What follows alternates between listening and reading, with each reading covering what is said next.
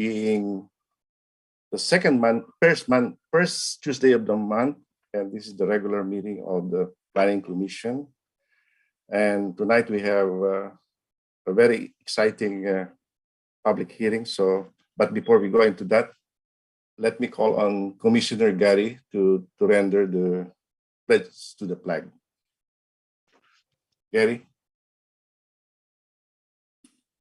you're on mute.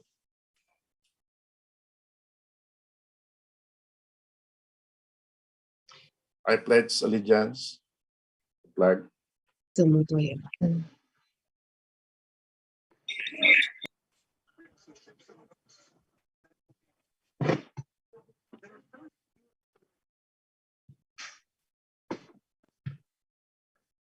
I think Gary, you're muted.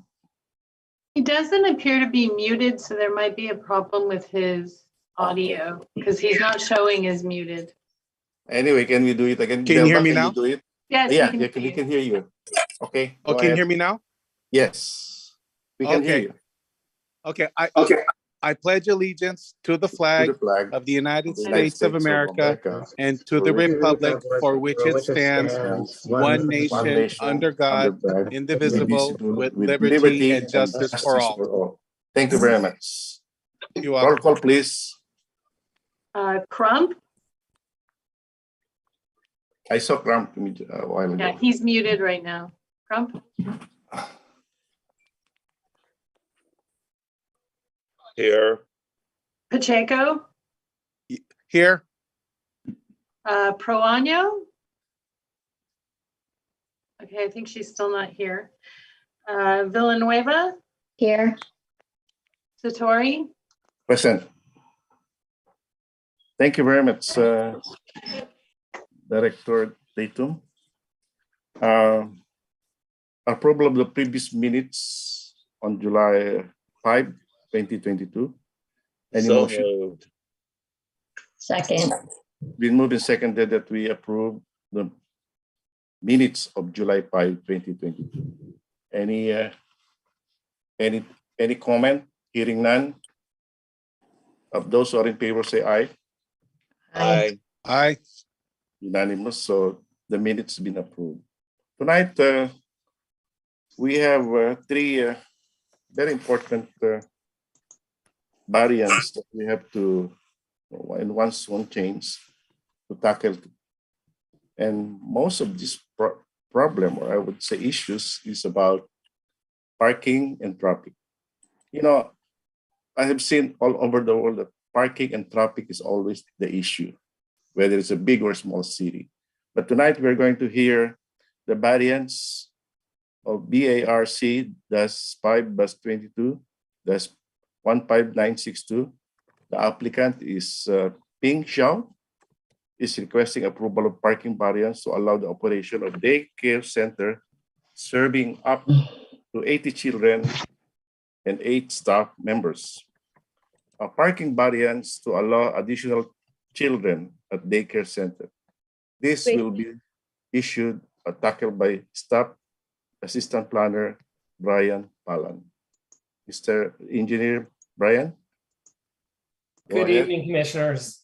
I have a presentation prepared, so I'm going to share my screen, if that's okay. I need someone to enable screen sharing.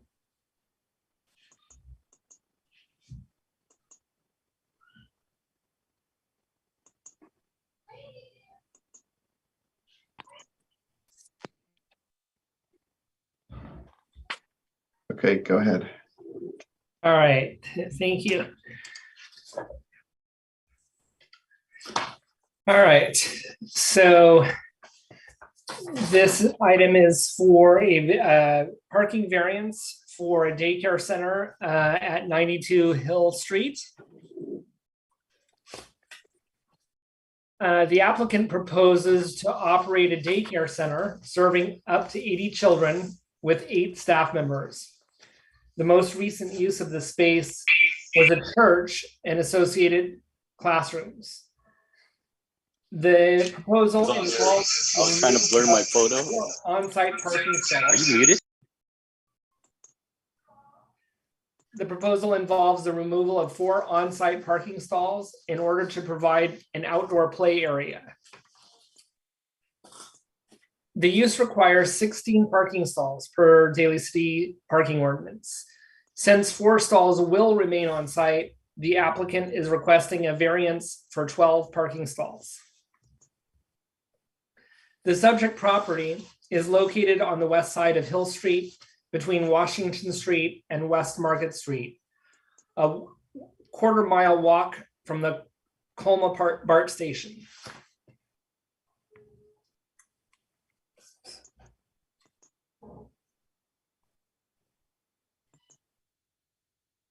Is my screen sharing working? Oh, there we go. Sorry. Yeah. There we go. All right. I was ahead of my slides. Okay, let's see. Minor tenant and interior tenant improvements will be made, while the floor plan will remain unchanged. The proposed site plan indicates that 4 of the 8 existing on-site parking stalls will be converted to an outdoor play area. Additionally, striping improvements will be made to accommodate ADA accessible pathways and parking stall. This photo shows the existing building and the parking area as it is before the work is proposed to be done. And this slide indicates the adjacent property, similar type of layout and uses. You can also see from the slide here that there is metered street parking, which staff has found to be only occasionally used. This project is exempt from CEQA in accordance with section 15601 exemptions.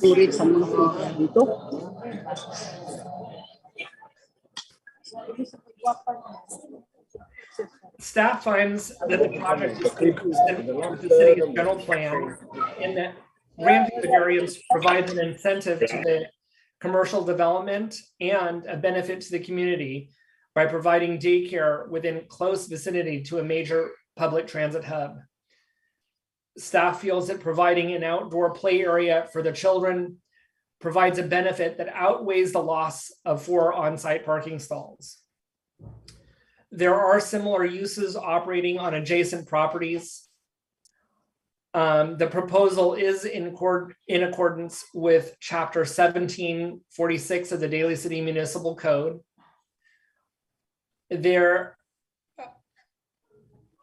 And the project is exempt from CEQA per the categorical exemptions 15601.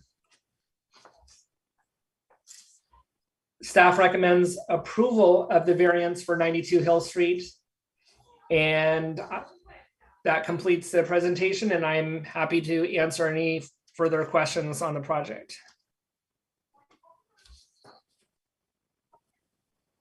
Thank you very much, Engineer Brian.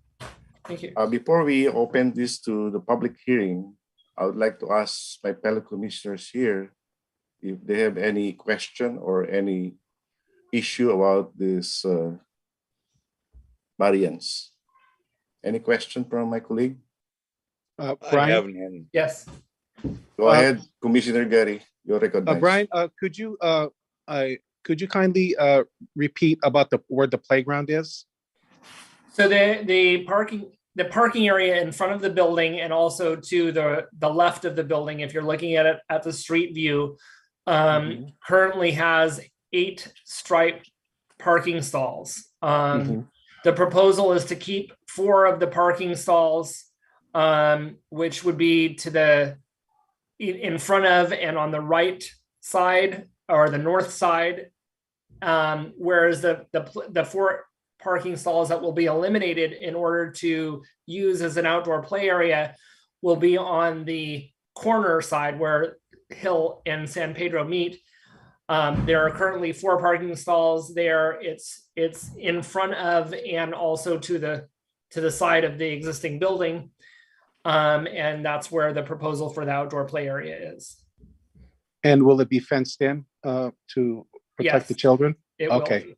Because my concern is that traffic right there, it can, okay, thank Yes. you. I appreciate it, Brian. Yeah, any more questions? Rick, Commissioner Rick, you have any? No questions, Ray. Okay.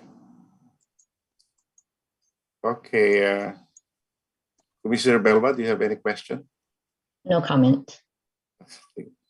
Okay, is the applicant here, Mr. Ping Shao? Yes, I'm here. Okay, good. I would like to recognize the presence of Commissioner Teresa Pruano, who just came in. So welcome, Teresa. Thank you. Apologies for being Okay, tardy. is there? Good to see everybody. Okay. Is there any more question from my colleague? No.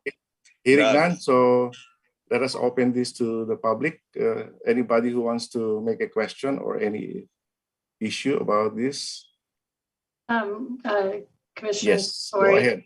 we do have quite a few people here this evening, so I'm going to make an attempt to try to manage the public hearing process. So I have a little set of instructions after each item this evening. But for those members of the public who wish to comment on item number 1, please click the raise hand feature to speak on that agenda item.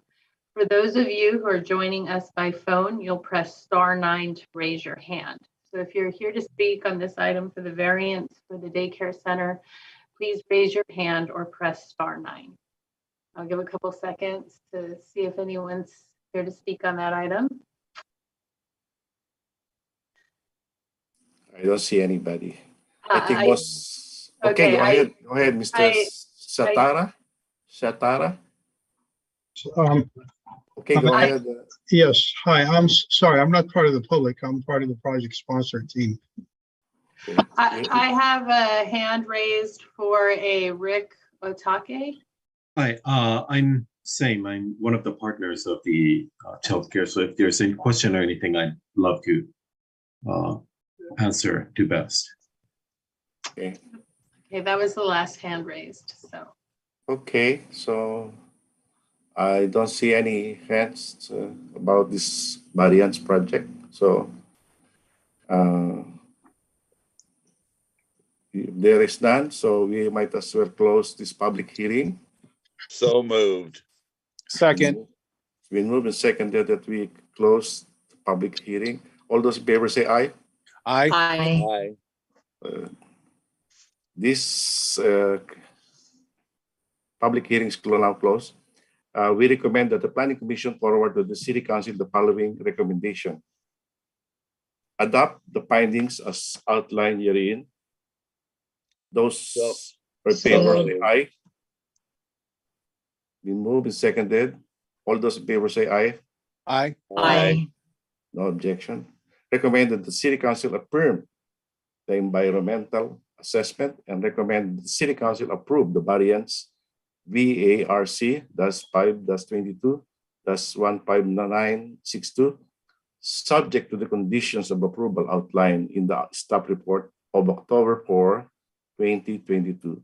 Any motion? So moved. Second. Been moved and seconded that we approve this variance. Roll call, please. Roll call. Yes. Crump, Aye. Pacheco, Aye. Proano, Sorry. Aye. Okay. Villanueva, Aye. Satori. Yes. So this will go to the City Council when?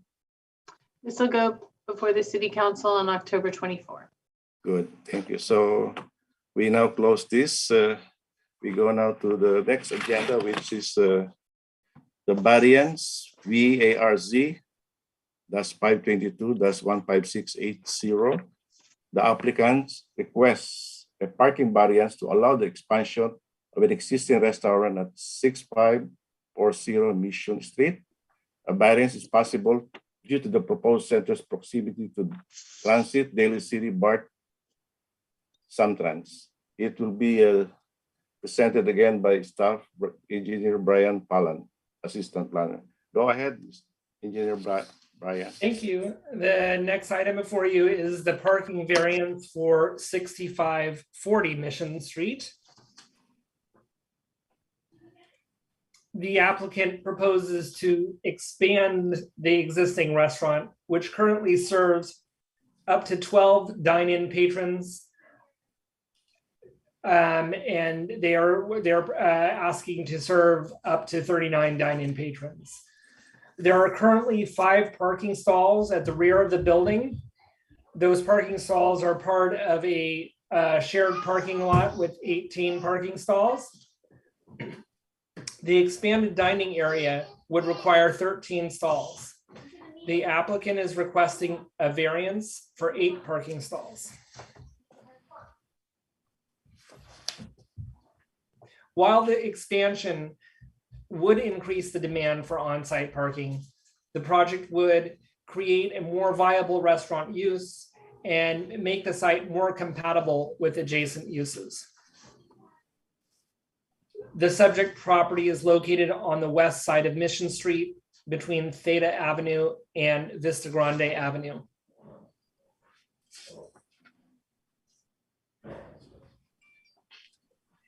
The proposed floor plan indicates an expanded dining area to accommodate up to 39 dine-in patrons. This project is exempt from CEQA in accordance with sections 15601. Project is consistent with the city's general plan in that granting the variance provides an incentive to commercial development. There are similar uses operating on adjacent properties. Project is in accordance with Chapter 1746 of the Daly City Municipal Code, and the project is exempt from CEQA per section 15601 of the CEQA guidelines. Staff recommends approval of the variance for 6540 Mission Street. This completes staff's presentation, and I can answer any additional questions if you have any.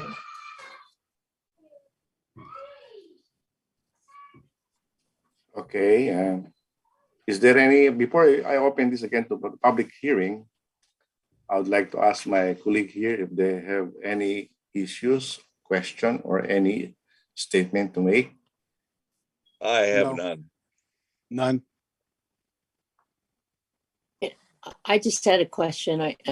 Go ahead, in Commissioner. trying to Tenet. look at it. Thank you.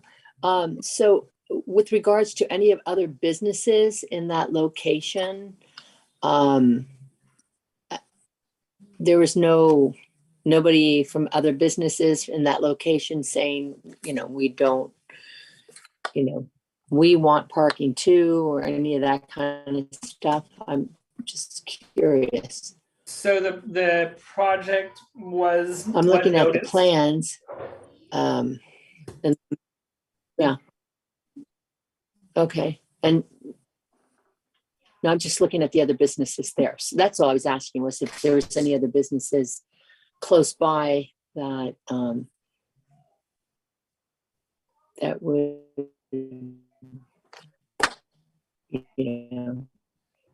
want also to have some of that park. That's all. Sorry, looking at the map. Thank you. So, is there any more question from my colleague? None. Commissioner Belba, you have any issue? I'm just questioning if the restaurant owners plan to extend their services to DoorDash or like takeout. And if so, would it be useful if maybe the parking in front of the restaurant be like a short time limit? I'm just imagining like the amount of I see other restaurants really struggle pushing out takeout orders, and then there's all this double parking that happens in front of the restaurant. Is there anybody who wants to answer that question? So we do have the applicant that is part of the meeting. I wouldn't be able to give an answer on that, other than I know that their proposal is to have 39 dine-in customers, but they also have a walk-in takeout area that can accommodate, according to their plans, an additional, I think, three customers who are in queue for takeout. But the applicant probably would be better equipped to answer the question about whether they plan on doing DoorDash or some similar service. Your Honor, is the applicant here present tonight? I'm representing the owners. My You name are is- also representing the owner. Okay. Correct. A while ago, you were representing the other one, so you're representing both of them. Okay, go Yeah, ahead. I don't know how I got in the middle of all this. but That's I okay. did. It's business. So, thank you. You're good. So I'm the architect on both projects, and the owners basically have their own delivery service, but I think they will expand into DoorDash or some sort of other vendor to deliver if they get busy enough, of course, or if that's the customer base they're looking for. So I know that there's a parking lot next door to them, and then there is a frontage next door to the other building on the south side of them. This is for the owner parking lot. The owner owns the one on the left, which is a southern, and there's a small space for parking in front of there, and he gave them permission, I believe, to use that parking space for like quick delivery service pickup or something like that. Additionally, across the street, there's a large housing complex. There's about 12 to 15 metered parking spaces that hardly are used during the day or evening. And in terms of parking and people using the space, I think, there's additional parking nearby that someone could take advantage of. Additionally, this space was used as a social club for many years.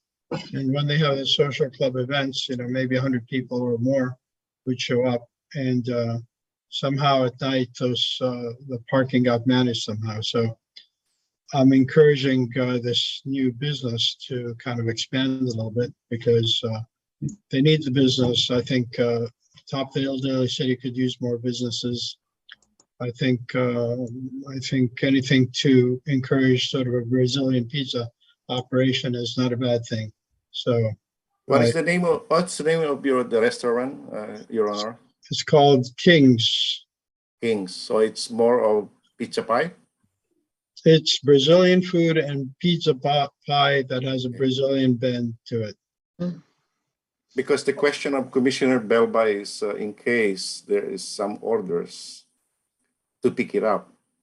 Do you have an egress wherein a car can stop, not really at the mission, but besides the location? Is that a possibility? And I was saying that there's parking lot on the right side and the left side, not a parking lot, but the ability to park. The right side is a parking lot. The left side is a recessed building that the same owner owns that has parking space in front of it, that both those spaces could be used for pull-up, pickup, and parking.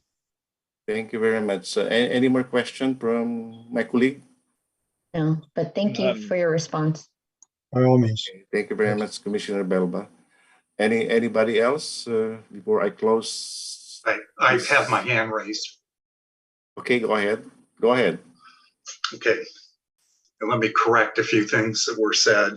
But let me start by saying I am the co-owner of the adjacent building and the owner of the parking lot that just got mentioned. And that parking lot isn't available for public use. And I've put that in an agreement I have with my tenant who's there. So I sent some remarks to planning staff member Poland on September 26th and never heard a comment back. So I'm going to need a few minutes to bring up what was in what I sent him and some additional comments.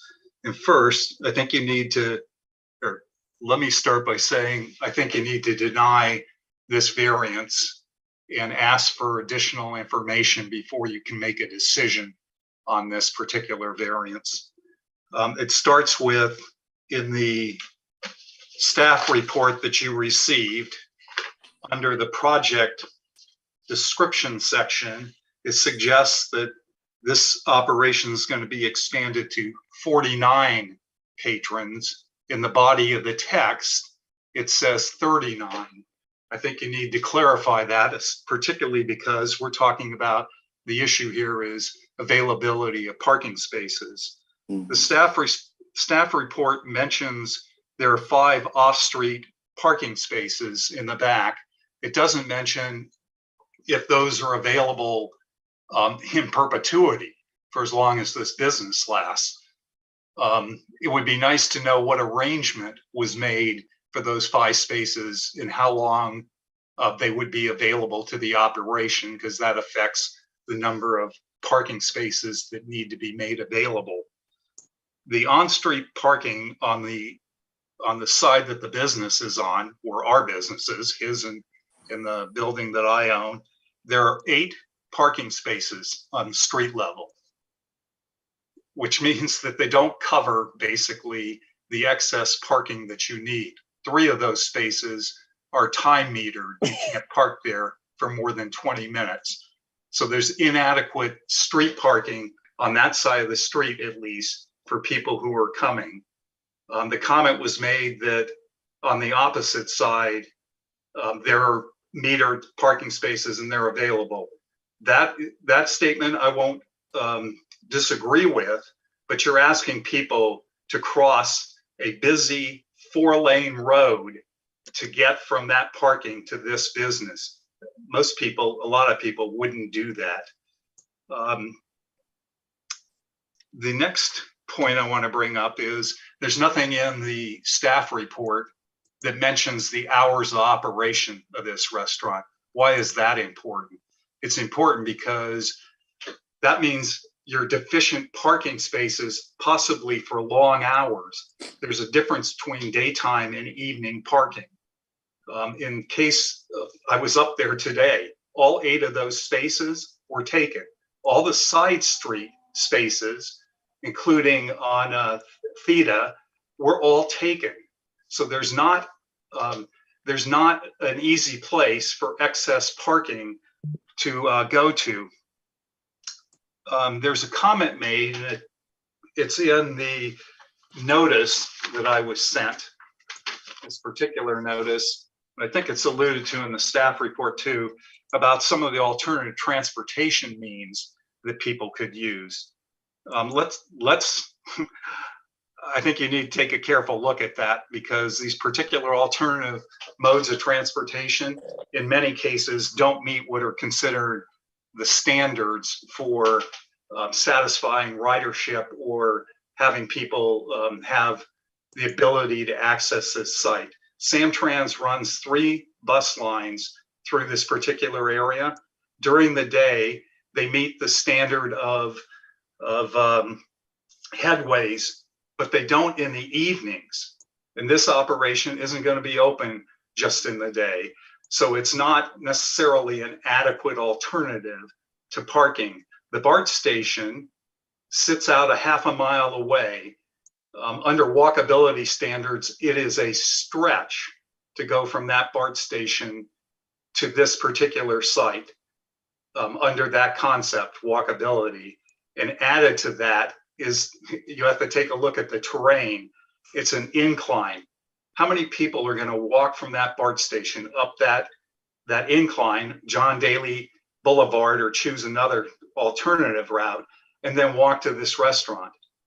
Most people probably aren't going to do that, and they're probably going to be uncomfortable walking from the restaurant back to the BART station in the evening.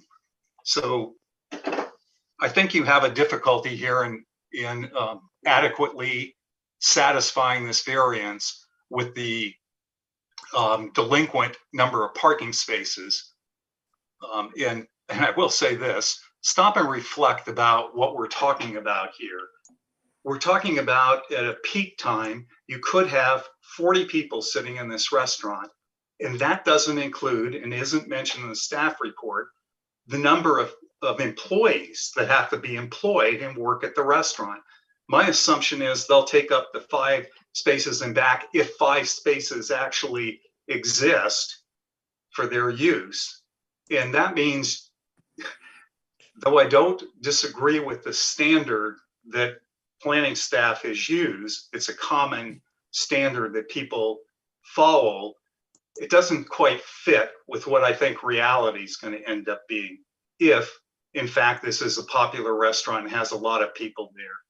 So the issue really at stake here is these buildings were built in a different time in a different era.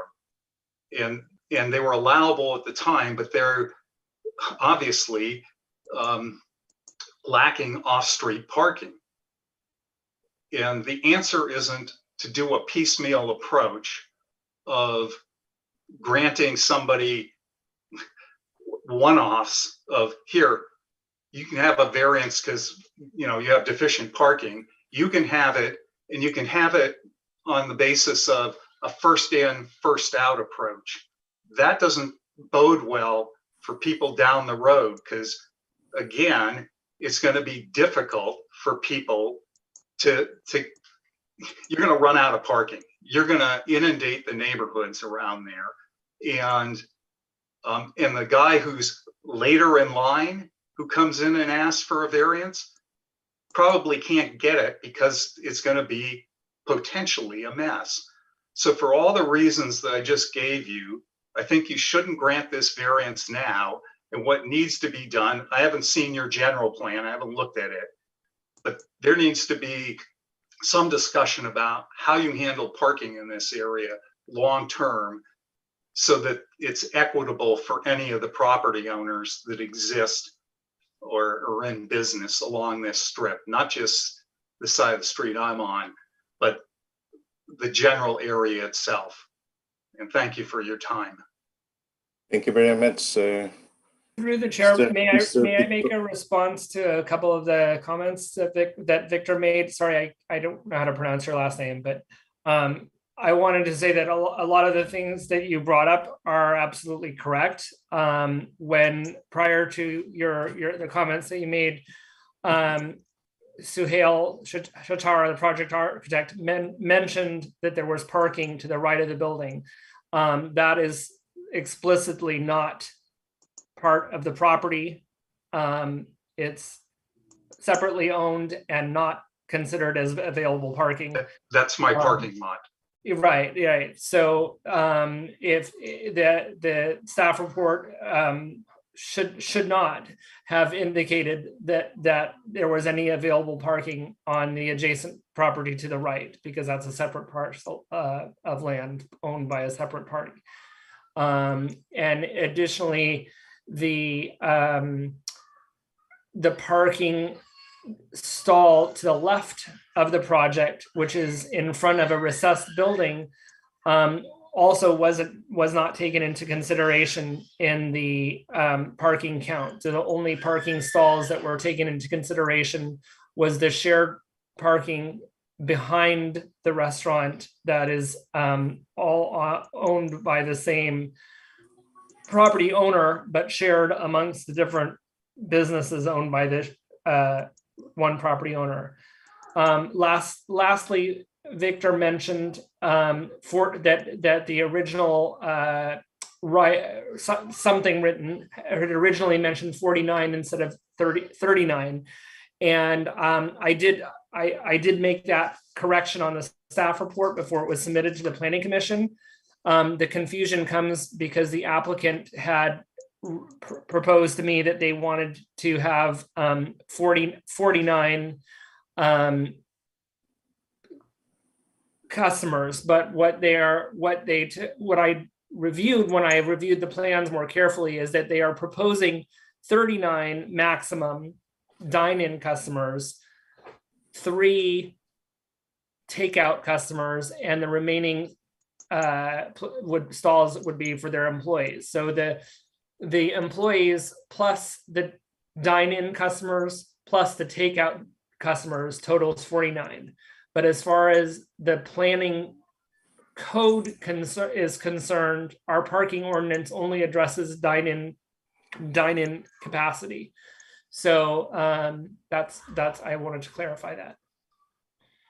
And through the chair, I'll just add that the parking. Go ahead, Michael. Regulations are developed based on the square feet of the business. While the number of people eating there may be germane to the commission, that is how we determine the number of parking spaces, so the number of square feet in the facility. Okay. Do you have any more questions to Mr. Victor? I do. Just one last question. Do you own the Halal International and Greek market? No, You own. I'll give you a little longer answer, but I'll try not to make it too long. That property has been in my family since 1946. I refused to sell it because my parents built that building. So it's a personal issue with me, not a financial one. I rent it to a tenant. I am asking the question because it might affect also the Halal International. That's why I'm asking this question. I rent it to the folks who run that business. Because I have gone around the city of San Francisco and other cities in Boston. It can be done by making some sort of ballet, especially if the food is good.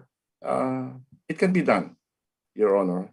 And I think you've got a big problem on your hands, because you're gonna have a difficulty denying future applicants a similar variance because I mean that whole strip has a parking issue. I'm just saying this, Mr. Victor, because people want also to do business here in the city, and sometimes, especially Brazilian food, everything that's international, to me, it's a very lucrative one. I'm looking at that way. We have to encourage also business people in the city. I have no objection to the business, and okay. I'd like to see something worked out. But you have to have a plan and a little more foresight about how you're going to deal with it. That is why we are having this public hearing. And one thing, Your Honor, is that if you can probably write down your position paper about that one, I think it's very laudable, because I really wanted to validate that also. The one you said a while ago, it's really laudable, but we have to analyze that also, because people who want to do business here in the city, making a very, I would say, impeccable business like in food industry, we have to allow them also, Your Honor. Thank you very much. Any more questions? Michael, do you have anything? Yes. Good evening. My name is Federico Candido. I don't know if you guys can see me. If I may, sorry to interrupt, Federico. Are you one of the? Are you an applicant? Or yeah, I'm one of the owners from the restaurant. Oh, okay.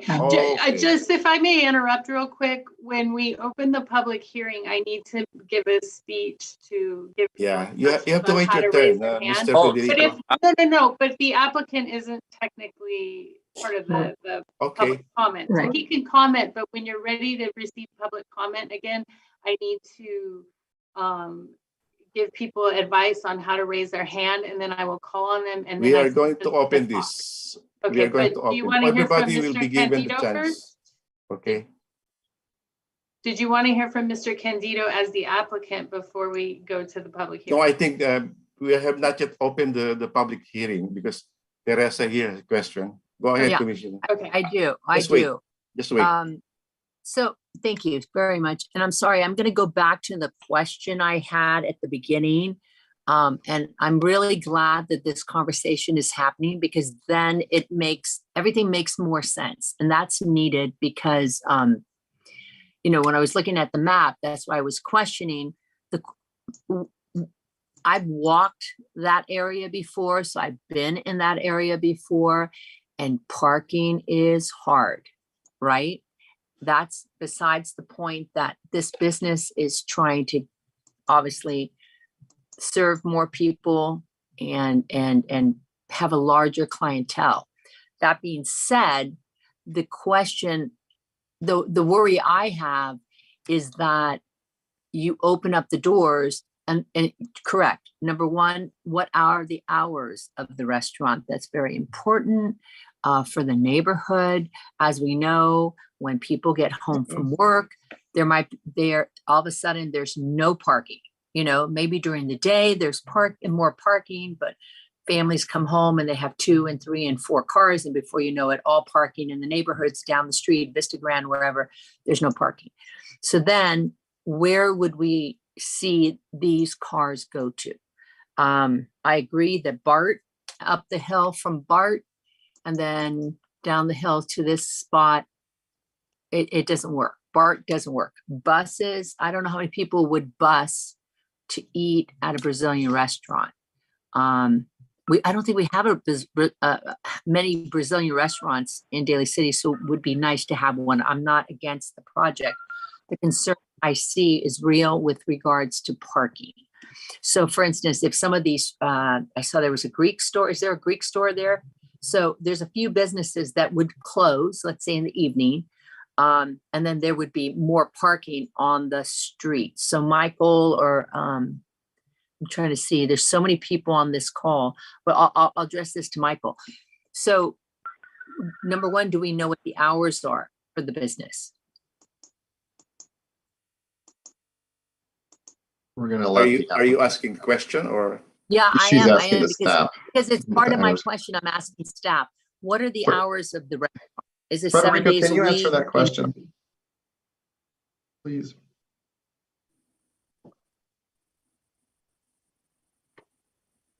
We're going to ask the applicant to answer. He's working on unmuting himself, I think. Okay. Can you There you go. Very good. Hello? Can you hear me? Yeah, we can Go hear ahead, you. Mr. Federico. Hey. Federico Candido. Okay. Good guys. My name is Federico Candido. I'm one of the owners from King's West Coast Pizzeria. And it's a pleasure to be here. First of all, yes, we're open from 11 to 10 Monday to Thursdays. Saturdays, Sundays, Fridays, Saturdays, we're open from 11 to 11, and Sundays we're open from 11 to 10:30. 11 to 10:30. Okay, another question, because it sounds like the place got designed. It used to be a hall-like, I guess. So it's already built and all this work has been done already. Is that correct? The Pardon me, the restaurant is currently open and running. Yes, ma'am. Commissioner Okay. Brennan, may I comment on that? So when the applicants first approached the planning department about opening this restaurant, and we discussed with them that a variance would be required if they wanted to have greater than 12 dine-in customers. They wanted to proceed with the variance, but in the meantime, they wanted to open up the restaurant and start generating revenue. So they applied for their building permit, tenant improvement work, had the permits issued, and have completed the work to serve 12 dine-in customers, and they are open and operating with 12 dine-in customers. Which is a provision in our parking ordinance that we will allow a restaurant with no more than 12 to operate without any changes or requirements for additional parking. So that's where they are at this point. Okay, so they're operating now. It's not supposed to be more than 12, give or take, people. They want to have now, we're hearing 39, correct? 39 for dine-in. The total occupancy, which is what the building and the fire rate them for, is 49. So the plans, if you look at the plans, it says occupancy 49. Right. But, and that's where I think the confusion came in. But they're accounting for employees, for their takeout customers. So the dine-in seating would be for a maximum of 39. So potentially 7, 8 more cars if people come, you go eat in a restaurant, there's 3 or 4 people in a car. And so the concern is parking at this point, right? The concern is, where are these people going to park?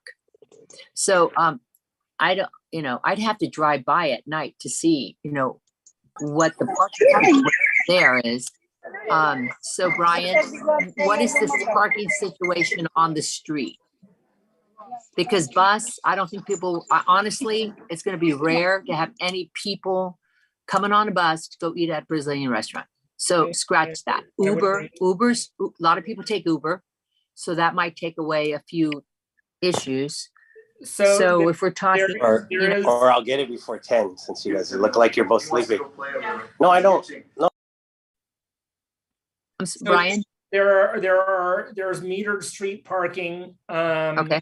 I do agree with Victor, who spoke earlier about the unlikelihood that people are going to cross the street. And the safety behind that. But in addition to the limited street parking, there is a parking lot behind a private property parking lot behind the building that, let me make sure I'm getting the number correctly. It has 19 total stalls in that parking lot, all owned by the same property owner that owns the restaurant, but they are shared with the other businesses on the multiple adjacent properties there. So if you count up the number of parking stalls that are actually on the property where the restaurant is located, on the parcel where the restaurant is located, there are five of those 19 are on the actual parcel where the restaurant is located. So 3 of those for staff in the back, and then 2 more for patrons. Because the issue I'm hearing is that the gentleman who spoke, who owns the building, correct, who rents out the business space, he owns the parking lot. So the gentleman that spoke owns the adjacent parcel. Adjacent.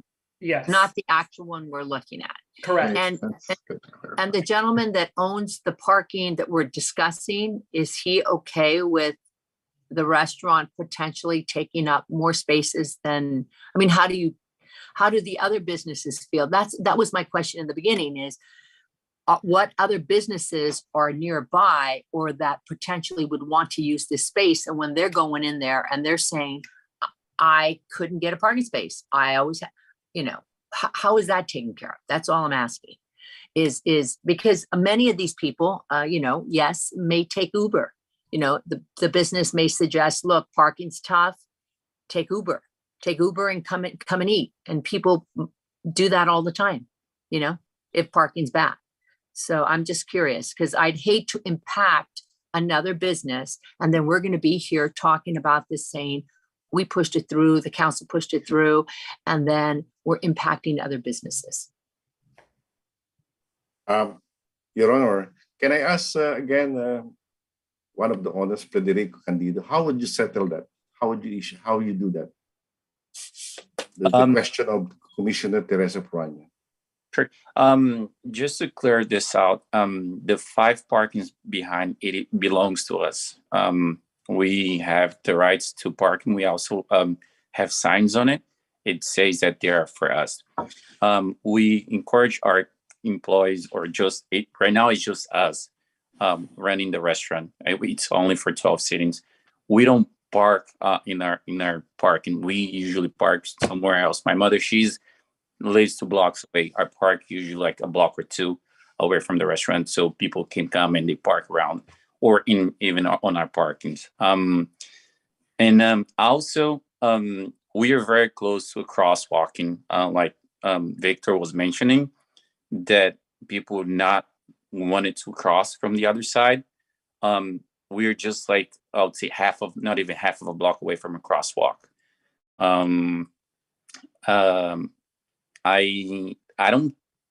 We also have 2 on the left-hand side from the building. there is also 2 extra additional parkings that I'm not sure if Brian comment on those that the owner he willing to give it to us to I guess increase to 7 parking space.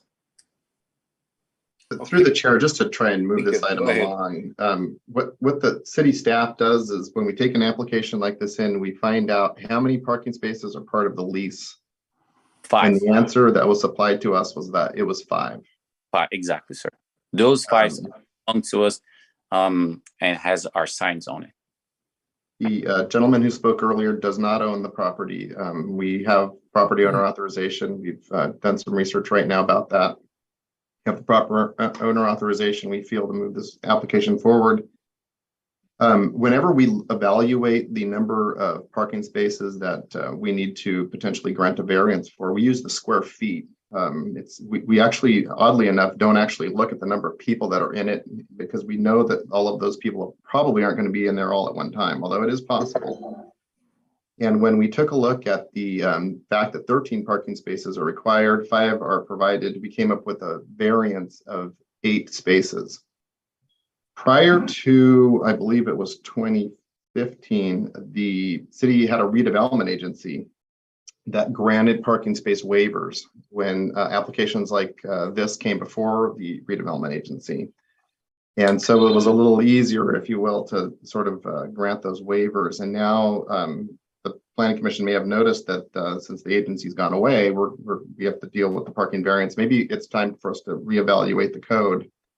But the bottom line here is, does the Planning Commission feel that it would like to allow this business to operate more than on a takeout basis and a sit-down basis? Is it something that's going to benefit the people who live around this area and the residents of the city to grant them an 8 parking space variance? That's sort of just to boil it down and simplify it, the question that's being asked. Hey, thank you very much, Michael. Are there any more questions or issues that you would like to be? Ray, if I may just comment quickly. Go ahead, Commissioner Ray. Nice. One of the things, and it may be because I'm getting a lot older, but these days when I go to a restaurant in Daly City, and the same thing with a lot of my friends, we all take Uber.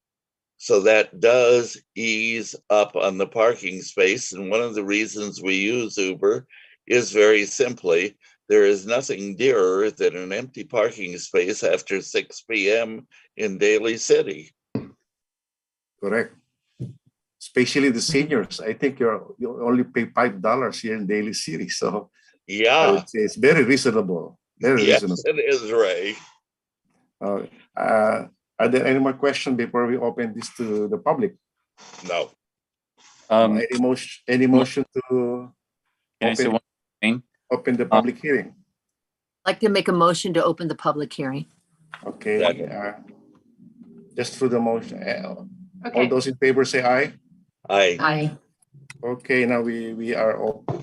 Public hearings now open. Anybody who wants to talk about this issue, so you are now given the chance. I can read the instructions for that. Okay, go ahead. Go ahead. So for those members of the public who wish to comment on item number 2, which is a variance for a restaurant at 6152 Mission Street, please click the raise hand feature to speak on that agenda item. For those of you who are joining by phone, please press *9 to raise your hand. Okay, so it looks like right now we have 1 hand raised. So when you hear your name called, you will receive a request to unmute your microphone and you may begin speaking. Each person, go ahead, you're recognized. Each person will receive a maximum of 2 minutes to speak. And when your 2 minutes have been reached, please wrap up your comments. And speakers not in compliance will be muted, and any use of profanity will result in the speaker being muted immediately. So with that, I'm going to share my screen to get the clock up here. And it looks like, sorry, I have too many screens open. It looks like our first speaker is Edward McCullough. So please unmute and you can speak. Go ahead, Mr. Edward. Hello. Yes, Hi. you're recognized. Go ahead. Okay. All right. So I am a lifelong Daly City resident. And to answer the question of whether or not I think Kings is going to be beneficial to the community, I believe absolutely yes. That food is incredible. I'm not Brazilian. I'm Filipino. And I tried it. I passed by. I thought it was incredible. Not only that, I think that it would be a great addition to the cultural richness of Daly City. And I'd hate to see a place like this not flourish because of something like parking. I think other cities have been able to figure this out. I think Daly City can figure this out. As a lifelong Daly City resident, I've always looked at cities like, I don't know, South City or Burlingame and see like how they're able to figure out parking situations and have these incredible restaurants all situated together. And I just think that Daly City can make a step towards that. I also think that, we need to support people, support small businesses that are putting their money, their effort on the line. And I think this is an opportunity for Daly City to promote business, both small and large. I think this is another area where, we lag behind other cities on the peninsula. Lastly, I just think parking is, it's a huge issue. It's a huge issue. There are a lot of reasons why there aren't parking in big cities, but I don't think small businesses should bear the burden for the lack of parking in the city. And I think it's the city's responsibility. It's our responsibility as a community to figure this out and help them. So that's really all I have to say. I think it's a great place. Y'all should try it. Seriously, it's really good. Thank you very much, Mr. Edward Mikulov. It sounds Mikulov is good. Okay. Any more, Ms. Tatum? I do not see any other raised hands. Okay, so we are now going. Anybody who wants to talk about this? So hearing none. Can I say one last thing? Go ahead, Mr. Federico Candido. Hey guys, you recognize. You guys were mentioning about the hours operation.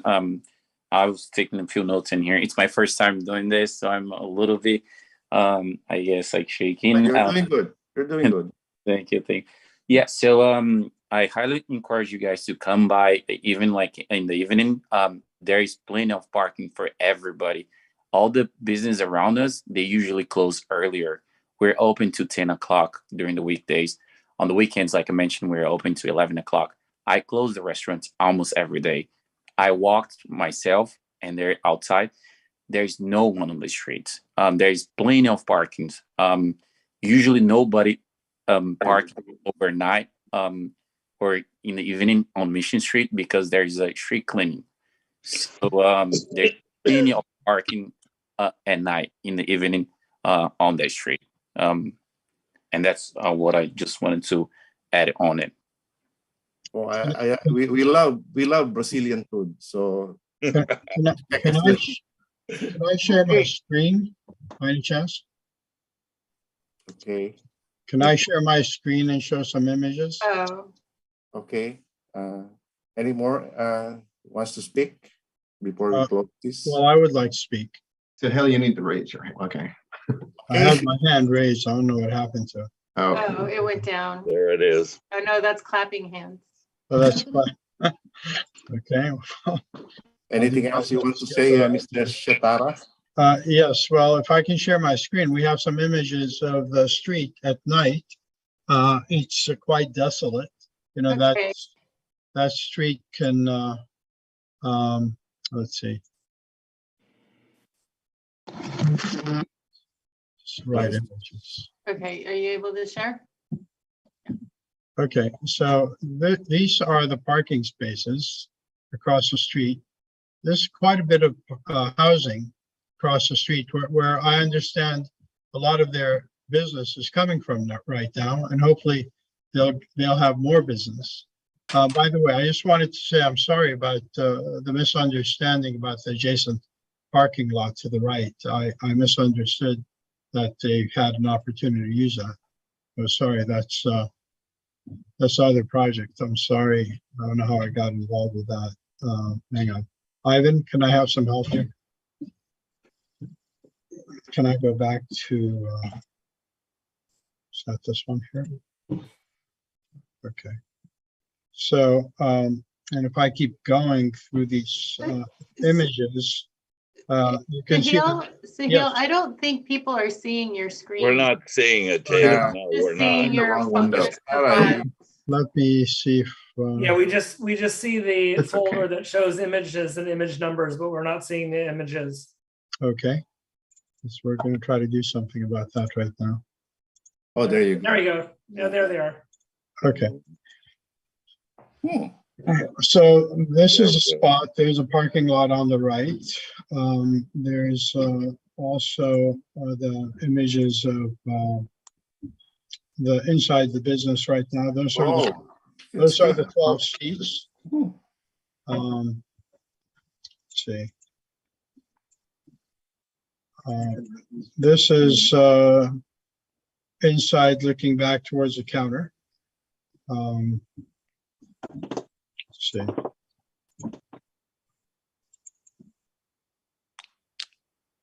That's towards the front.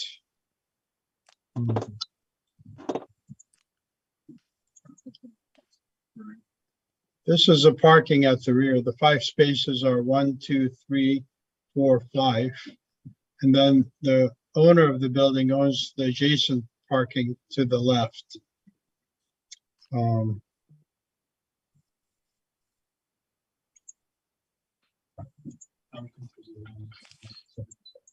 You get the night shots. This is the building across the street, and these parking spaces are generally empty. So one doesn't need to run across 4 or 5 or 6 lanes. They go across to the island, wait, and then they run across. I've done it many times myself. So I'm not encouraging jaywalking, but at night, and I had some night shots here. Unfortunately, I can't get those. Jaywalking is no longer illegal. Well, not in San Francisco. And you know, we've had meetings about creating what the person was talking about revitalizing some sort of commercial strip in Daly City with David Canepa in the past. And we thought top of the hill, it might be, you know, considered the development of a downtown district. But there were other sites we looked at. But intensifying the density and the parking and the business activity, instead of having a shopping mall with a parking lot, densifying the street activity is not a bad thing for cities, for social events that take place, for people meeting people in the street. Almost every city in the world has businesses at the base of it. You know, they deal with cars, buses, they deal with a lot of business activity where someone could go downstairs, go to a restaurant or shop, and come back upstairs. I mean, this is part of the vitality of a city, to make a city, sociable, provide services for all ages of life and so on. So at night, this is completely desolate. No one parks here. And again, the social club before this was providing, sorry, I don't know why I keep going back to this, but let me stop sharing.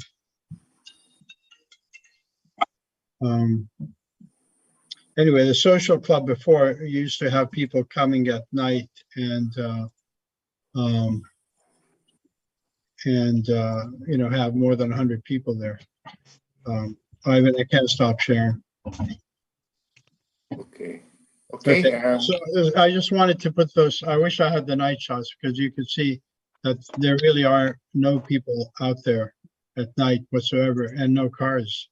And you know, I was there this morning at 5 in the morning. There was no one out there on both sides of the street.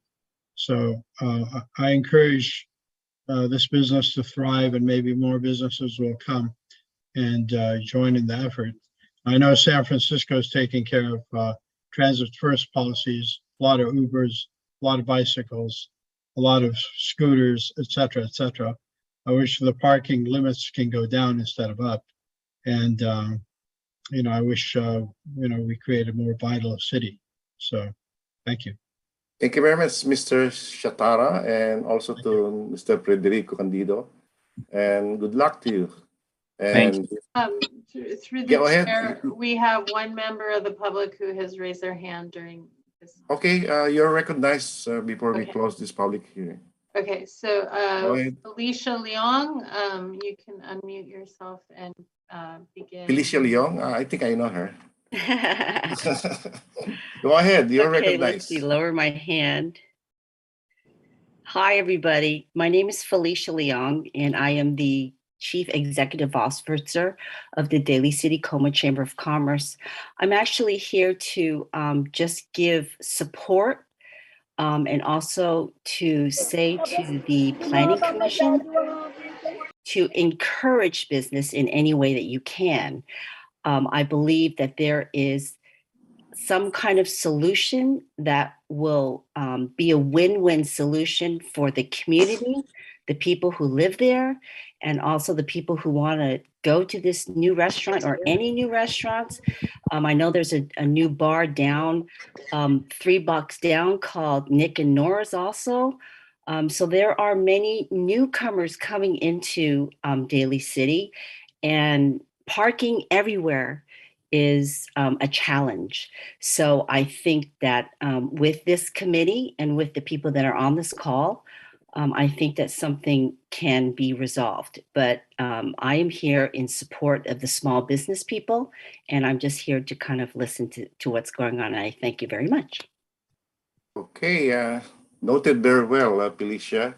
Yeah, as I was opening my statement, you know, in San Francisco, Boston, or New York City, even in Tokyo, all the streets are properly maintained. With the parking is issued concerned very well. So we are into it. Daly City is also abreast of that. We know that situation. Thank you very much.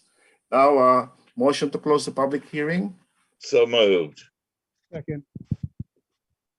It's been moved and seconded that we close public hearing. All those say yes. Motion Aye. to vote. Aye. Aye. Aye. Carried. Recommends that the Planning Commission forward to the City Council the following recommendation. Adopt the findings as outlined in the staff report of October 4, 2022.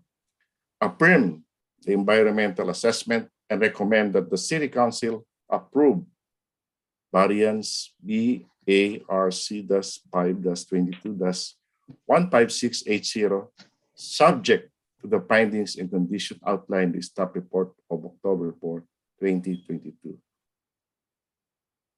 Okay. So moved. Been moved and seconded. Roll call, please. I didn't catch who seconded. I'll second. Okay. I seconded. Okay. All right. Crump, Aye. Pacheco, Checo. You're sleeping? Pacheco. Aye. Oh, okay. I heard him. Proaño, Aye. Villanueva, Aye. Satori. Yes. When is this going to the City Council? This will also go before the council on October 24th. Good. Thank you very much. So, welcome to Daly City. Okay, now we are in the final stretch. Before I let me give my a statement on this next topic. Well, according to the traffic management experts, the shopping center and the bowling alley, as combined using operational simultaneously, would have been required to provide 410 parking spaces according to experts' calculation. But it only provides 326 parking spaces, including 62 spaces onto the vacant parcel of the intersection of Callan and King Drive. This is bone of contention for this issue tonight to resolve. And the zone change ZC-0921-015-237. The applicant, Tommy Ho, owner of King Plaza Shopping Center, is requesting to amend certain provision of the plan development zone number 47 related to the parking plan for the center and mandated delivery times for Manila Market. The project exempt from SEQA, Fair SEQA Guidelines Section 15061, close parenthesis B, close parenthesis 3, review for exemption APN 091-175-220. This will be highlighted by Planning Manager Michael Van Longhausen. You have the floor, Manager Michael. Go Thank ahead. you, Chair Satori. This is a public hearing to consider zone change ZC 0921-15-237. It's an applicant by the owners of the King Plaza Shopping Center to make amendments to Plan Development Zone number 47. So this is an existing plan development zone, and they're proposing some changes to it. Just for clarification, the proposed changes are applicable only to the area in blue in the block bounded by Callan, Warwick, Shipley, and King Drive. Even though the parcel that's outlined where the mouse is pointing is included in plan development number 47, there is no proposed changes to the text that applies to that parcel. So the plan development zone, if this was to be advanced to past the planning commission and to city council, plan development zone regulations for that parcel would remain as they are. They are not part of the application. Just to clarify that. Here are some site photos of King Plaza Shopping Center. The top photo is looking toward the south from Warwick toward the Manila Market, as well as some of the tenant spaces to the left. Classic Bowl is also in the background here. This is looking to the north from King Drive. The tenant spaces that are associated with or included in the King Plaza Shopping Center are here. And this is Classic Bowling Alley to the right. Even though Classic Bowl is not part of the application, we make reference to it because it is somewhat integrated into the shopping center, and as indicated in the staff report, is a part of the zoning, and so there may be reference to it throughout, and that's the reason why. The applicants have proposed several amendments to PD 46, some of which have been clarified in communication from the applicant's attorney to the staff. The way that we read the plan development text amendments, they're provided to the planning commission and strike out and underline. And those are what are actually proposed, but the allowance of operable and inoperable vehicles to be parked on the site for more than 24 hours if permitted by the proposed parking management plan. This is sort of a moot point, this top one. There is nothing in the parking management plan that intends to permit that, and the applicant's attorney has communicated to the planning staff that it was not their intention to allow inoperable vehicles to be parked on the site. So just to clarify that, but that is something that we had read into the amendment.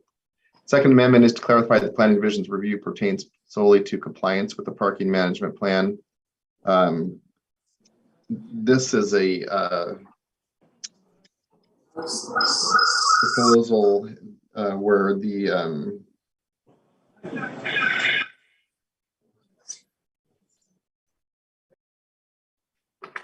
yeah, we have no issue with regard to this. I don't know if the planning commission would like, we can go through each one of these, or we can just outline what they were. Clarification that trucks are subject to the delivery restrictions, or those with 6 axles or more. These are basically semi trucks. I don't know if this was a typo on the applicant's part, but we've never observed a semi truck present on the site ever. So the suggestion here is that there would be no truck subject to the delivery restrictions because it would have to be a semi truck. And so that's something that we recommended not be considered because of the size of the vehicle to which the regulation pertains. One of the key changes with it was that the amendment to the delivery hours of trucks with more than 6 axles be between the hours of 7 a.m. and 1 p.m. 7 days per week, with provision for occasional deliveries between 1 p.m. or after 1 p.m. Monday through Friday. The delivery hour amendment is what we call this. The city staff is in some agreement with this change. We had observed some field conditions. We actually visited the site a number of times in developing our recommendation with regard to this, and did have some proposed changes to it. And those were as follows: that deliveries could be by any vehicle, including passenger cars, that do not occupy or block the ingress or egress to any parking space. A second stipulation was that deliveries by any vehicle, including passenger cars, that do occupy any of the shopping center's required parking spaces may occur between 7 a.m. and 1 p.m. 7 days per week, but that this could only occur in the southwest corner lot. That's at the intersection near King and, excuse me, I don't want to get this wrong, King and Callan. There's a lot there. We have some pictures of it. We think that deliveries could occur there, but that, and then thirdly, that those delivery areas would have to be striped. So the city staff is in some concurrence about amendment to the delivery hours, but we have some revisions. They're not outlined in the presentation, but they are in the staff report to that. So with the amendments that I just discussed, we could consider amendments to the delivery hours. The next proposed amendment was that the text would exclude the 62 parking spaces from the parking count at the vacant lot located at Callan Boulevard and King intersection, effectively requiring that all 302 parking spaces be provided on the shopping center and bowling alley parcels. This could have been a bit of misreading by the staff or miscommunication by the applicant, but according to the applicant's attorney, that's not what was intended. So I'll leave that one alone. The recommendation in the staff report is that that amendment be rejected in its entirety. The next is the removal of the requirement of the monument sign at the corner of Callan Boulevard and King Drive. There was probably a point in time where the city wanted the applicant to install some sort of a gateway entry sign to the city, as identified in the staff report. That the city has since constructed community entrance signs at Skyline and King. We don't think a monument sign is necessary here for this purpose, so we support that amendment. The next item is the removal of the requirement that the King Plaza Shopping Center property and Classic Bowl properties share a common set of CC&Rs. The applicant's attorneys communicated to us that they feel that the change here is that the shopping center can have its own CC&Rs, which is true. The city staff has no issue with this amendment, just so long as that it's clear that it only pertains to the maintenance responsibilities. So it doesn't, there's no addressing cross access in this. The city is not saying that the CC&Rs, we're not offering any comment about cross access or who pays what for maintaining what. And it would just be related to garbage disposal, litter removal, et cetera. Those are in the plan development zone. And the next item that's requested for amendment is the removal of the maximum square feet allowed on the King Plaza Shopping Center as approved by the city. The maximum square feet the city staff feels has already been reached. There's over time, there have been a number of hearings related to this. There's a background section in the staff report that discusses how the shopping center and the bowling alley came to be two separate parcels. They were originally owned by a singular, the same property owner. And in 1997, a subdivision was approved. Parking management plan concept was developed at that time. And essentially, the reason for that is that it's been identified here and documented in public participation through hearings throughout the years that stretched over the past, say, 30 years, that parking's been an issue. And so the city staff is not inclined to remove the maximum square feet as proposed by the applicant, especially not given any sort of a concrete proposal for what we'd be removing it for. So that we absolutely think is something that should be removed or not adopted. And I believe that concludes the summary of the proposed text amendments. And again, those text amendments are provided to the planning commissioners and strike out and underline. And they would apply only, again, to the shopping center portion. And I kind of went over those pretty quick. And if there's any of the planning commissioners who would like to explore that in any more detail, we're of course happy to do that. So that the amendments to the text of the plan development zone are one aspect of what the planning commission would be reviewing and forwarding to the city council tonight. The next is there are three different things. There's the proposed text amendments. There's the approval of the parking management plan, which is at the crux of all of this. We have, I believe, in excess of 60 speakers. The planning commission's received a whole lot of email on this topic and a petition, and there's a lot of sentiment on either side, on both sides, related to probably, I think the parking management plan being the central feature here. So as I indicated back in 1997, prior to 1997, I believe the Classic Bowl and the shopping center were owned by the same person, and they were on a single piece of property. The city council began exploring the subdivision of this parcel in the 90s and eventually did allow it.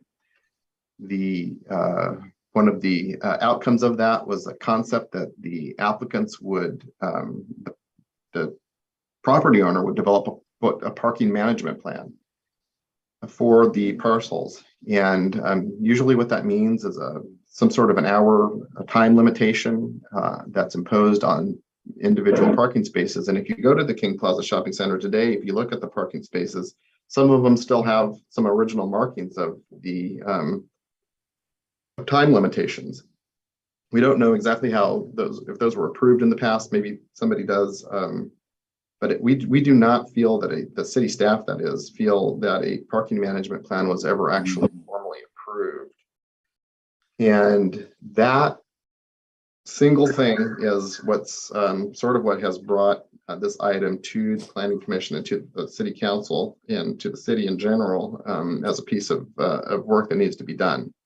The applicants have proposed a parking management plan, and that's the graphic that's on the screen, as well as there's some text that accompanies it, and that was attached to the planning commission staff report. And what essentially the plan does is it delineates hour limitations for each of the parking spaces, and this would pertain only to the parking spaces that are on the King Plaza Center site. There are spaces on the Classic Bowl site that are included in this, but those have no limit. So in fact, the actual restrictions only apply on the King Plaza Center site.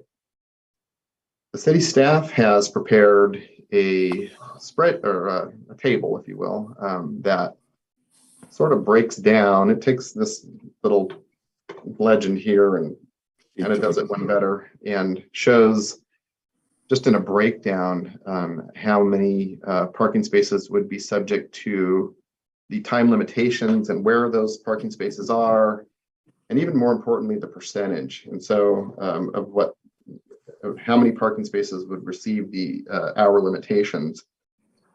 As we can see, half the parking spaces roughly would have no time limit.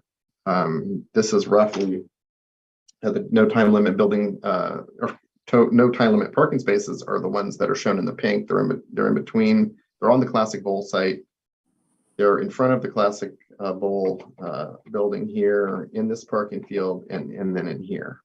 So those would receive no time limit. I'm going to go back and forth between these two, and I apologize to anybody who's done their homework and researched this and I'm telling you something you already know, but we think it's important for us all to review this together.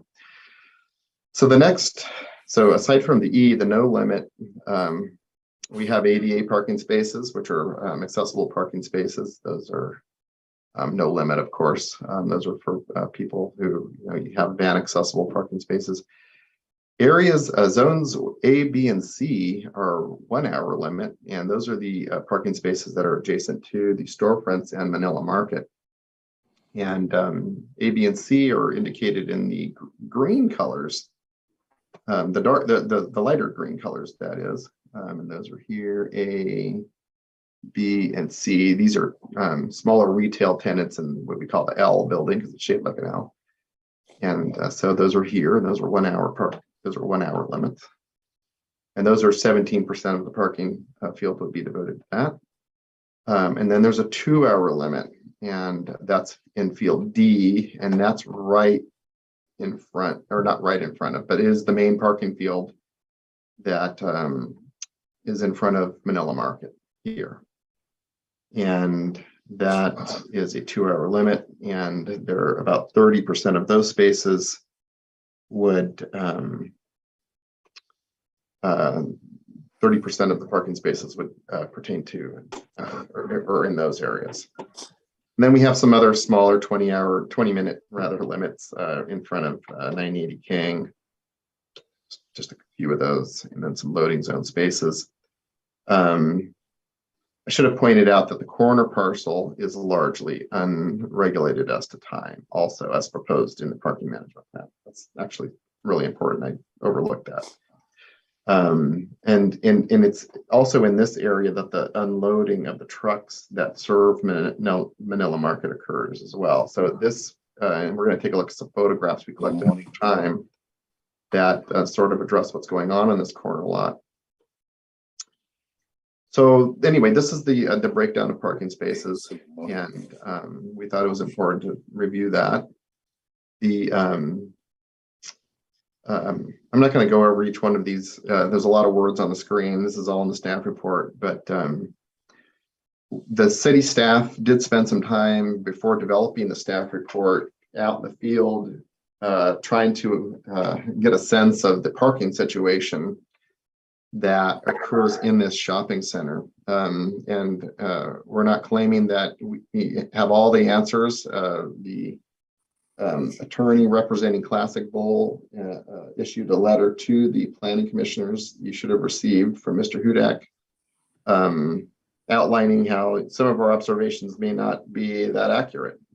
So that's, of course, one opinion. We were charged with either recommending approval or denial of the parking management plan. We were trying to come up with a solution that we thought was an equitable one that served everybody. The solution, if you will, the recommendations in the staff report are not ones that everybody agrees with. It's the recommendations that the city staff made based on our somewhat cursory observations, honestly. And so they're educated, but they're not intended to be an absolute correct answer. We don't know that there actually is one. But anyway, to get into those, we observed again that 80% of the parking spaces that are proposed in the parking management plan, so 80% would have no time limit or would be limited to 2 hours, which is quite a bit amount of time.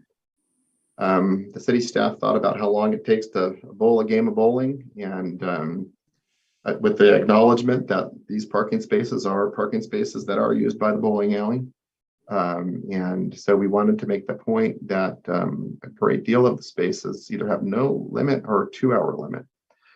All of the parking spaces immediately surrounding the Classic Bowling Center, including 32 spaces on Shipley Avenue and 8 parking spaces on King, are also not proposed for time restriction. So there are a number of parking spaces in the city street that have no time limit. And granted, those parking spaces can also be used by the community. So those are the neighboring residents. So that needs to be said, but even so, there are 32 parking spaces there. Residents are not allowed onto the private property, and that should be said. That's an issue that we actually did touch upon in the proposal that the property owner should consider sealing off, if it's an issue, sealing off the parking lot after hours. It's something that they need to look at. This isn't the only shopping center where residents who live nearby park on private property. It's a common problem, not just in Daly City, but a lot of places. So that being said, so the third bullet is that most of the persons patronizing restaurants and businesses in the shopping center, including the market and the bowling center, are present for less than 2 hours, and we do feel that's an acceptable turnover for parking spaces. The representatives from Classic Bowl have indicated to us that there are tournaments that, and we're pretty sure you're going to hear about some of those tournaments from public speakers tonight. We've received a number of emails and texts about that, and those are situations where in coming up with our recommendations, we thought were after the hours where the restriction, the city staff has proposed that the restrictions would end. So that was our rationale for that. And so wanted to just interject that. One of the things that we also noted, the upper lot, and that's at King and Callan Northwest, the northeast corner, is underutilized and often nearly vacant in the morning hours especially. We did observe this at all hours of the day, getting into the evening hours. And this parking lot fluctuates from being vacant to being half full, and yet probably when there's tournaments, fills up more than that. So, but we didn't conduct our analysis of this during tournament hours. So that is something that probably the Planning Commission should be aware of. The delivery truck issue in that upper lot is an issue that occurs in the morning. The trucks come, they park there. Some of them don't even seem to be doing business there. It's kind of this truck area, but most of the trucks that pull up are serving the market. So that's kind of an interesting thing. That's why we came up with the recommendation that that lot be used for that, and that it be striped appropriately. I believe all the up until the hour of 1 p.m.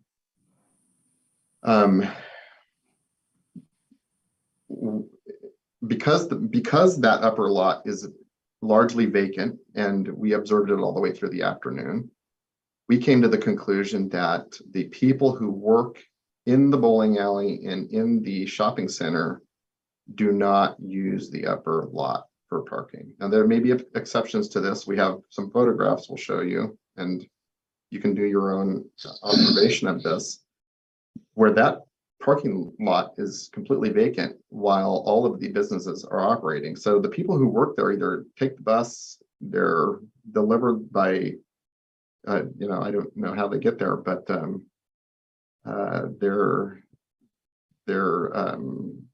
we believe most of them are driving, and they're parking in places other than this. And so one of the things that ideas, concepts that we come up with is that the leases need to include the requirement that the employees park in those lots, and that any employee who doesn't park in that lot would be, along with the business owner, subject to a lease violation.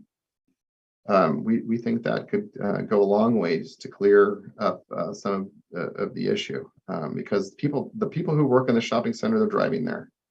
Transit's, it's there, but it's not great, and we think that's a solution. Yeah, the last bullet was about the street parking surrounding the shopping center. It's abundant in the early afternoon, but yeah, it's late afternoon, people come home, it becomes less abundant. Here are some of the pictures that we've taken, and these are pictures in the morning hours. We do have trucks parking inside the city right of way. I don't believe that's legal. We have a truck on the in that southwest lot at Callan and King, which is fine. You know, they're not. It didn't appear to us that they were displacing anybody who wanted to park there. It just needs to be striped so that cities receive complaints over the years that people can't back their car out, and with some better notification to patrons or employees arriving at the site that they could get blocked in, given marked delivery spaces. We think that we recommended that that trucks be allowed to park in that area. We recognize that there's an operating grocery store. They need to receive deliveries. We've noticed sometimes trucks transferring product between trucks, serving, you know, providing food to the community is something that's important, of course. Planning division's not intending to, you know, come up with regulations that, you know, don't allow that. There's nothing nefarious happening here. We're just trying to accommodate it. And that's a part of the reason for our recommendation as well. So anyway, we collected some pictures, and these are the ones where we took just on different days where that parking lot's empty. So again, this is during hours where a lot of the businesses, most of these pictures are taken at 11 a.m. To the early afternoon. The businesses are operating. The bowling alley is open, we believe, but none of the employees seem to be parking in this area. And we think that a possible resolution, and something that would help, is to really drive home the need for businesses and make it some sort of a requirement that business and their employees, the owners and the employees, park in this lot. And that was part of the reason for our recommendations, which are as follows. And that is the first one: all shopping center leases entered and renewed after the adoption of the amendments shall stipulate that all employees of the business subject to lease shall be informed that their employees are to park in that upper lot. And just mentioning, employees not adhering to this requirement shall be a party to a lease violation. And yeah, so some people have pointed out, was, you know, what exactly does that mean? Sometimes, you know, tell an employee that they might take it seriously, but it's better than nothing, that sort of thing. None of the time restrictions identified in the parking management plan would apply after 7 p.m. And this is something that the staff has developed. So after 7 p.m., there would be no time restriction. We noticed that the market closes at that hour, 7 days per week. At least that's what we found online. If the market closure changes, the center owner can change the hours to end at the new closure hours. So we're trying to work with the, we're trying to acknowledge, it was our thought that most of the bowling alleys hours are in the evening hours. So we're trying to respect that and acknowledge that while respecting the market's operation until 7 p.m. And so that's why we ended the restrictions. We're proposing to end the restrictions at 7 p.m. Last item here is that we recommend, there's no requirement here that the shopping center owners install gates at the driveway entrances.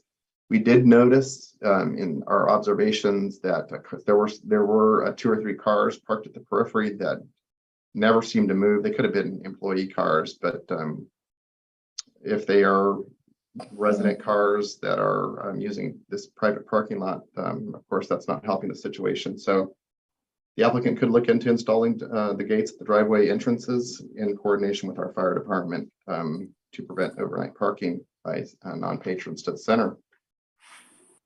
The recommendation that large-scale evening events be stricken completely is something that we gave a lot of thought to. And we know this is something that the shopping center owner and the bowling center owner are seemingly to us in some disagreement about. Apparently there are bowling tournaments that cause, according to the center owner, parking in the area to go into some disarray. There's not enough parking. Our issue is the city of Daly City becoming a central a part of this. And when we approve that it's part of a parking management plan, we feel that the city would ultimately be the responsible agency for enforcing this, which we always look at enforcement. We always turn, one of our primary roles is to ask ourselves, what is our job in making sure this happens, and can we do that job? And when we looked at this, the answer to us was no. And so we did not want to be the ultimate responsibility for this, and therefore recommended that that entire provision where there be some notification of large events be stricken entirely from the PMP. The last is that the declarant shall install and maintain striping in area for truck parking during allowable delivery hours. This is just in providing some language. We want to be very specific about the requirement for on-the-ground striping of delivery truck parking areas. We need to review that and make sure that it doesn't interfere with patrons or employees trying to exit their parking space. That has come to the attention of our police department, and we can't have that continue. It's part of our interest in the parking management plan. So that was an item as well. So lastly, the third thing, so there was amendments to the text. I didn't prepare a slide on the last item, but there's amendments to the text. There's the parking management plan, and then there's the concept that the city would be approving the CC&Rs, or hold on, yes, the CC&Rs. The applicant requesting that the planning commission consider and approve, that's I believe a quote from the applicant's attorney's letter, ostensibly related to both the shopping center and the bowling alley parcels. The city staff is recommending, as outlined in the staff report, that the planning commission's role in any sort of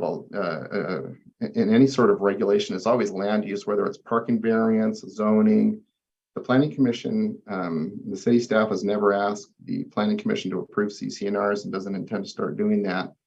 And so we do not recommend any sort of a recommendation on the CC&Rs. And that's the third thing. So the first, the amendment to the text, the parking management plan change to the CC&Rs. And again, that last item, we do not feel it's appropriate for a land use regulatory body to be approving CC&Rs. So with that, sorry for the very long presentation. There are a lot of people who want to speak on it, but we did need to go over the changes. Proposals we do feel are exempt from CEQA. We don't really foresee any environmental impacts associated with this.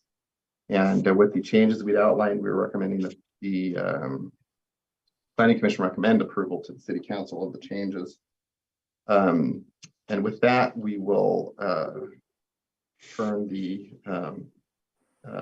speaker back to you, Chair Satori. Thank you very much,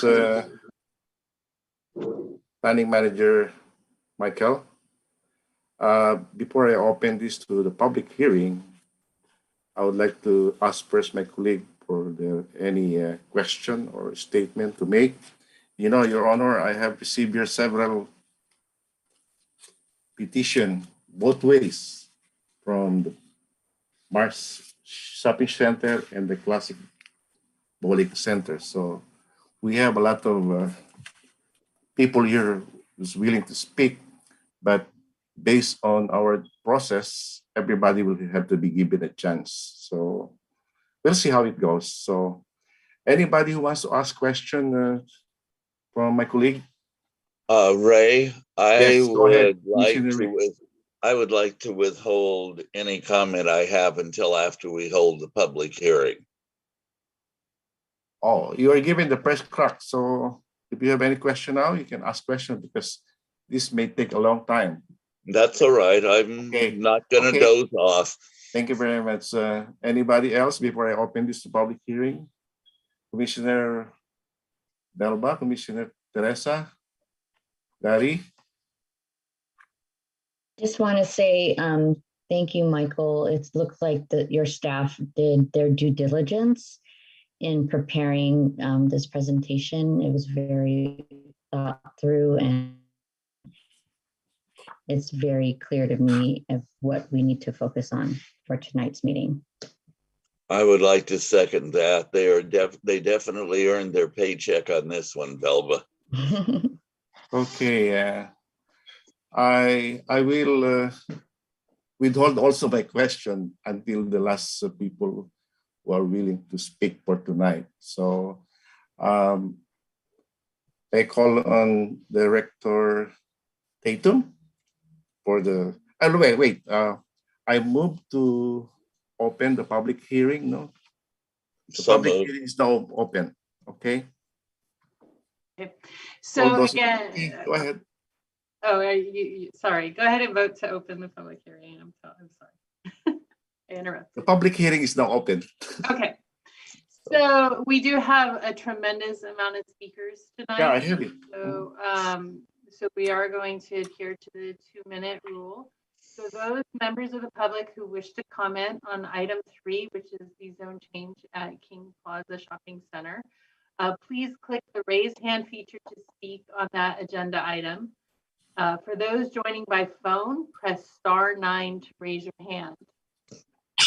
When you hear your name called, you will receive a request to unmute your microphone and you may begin speaking.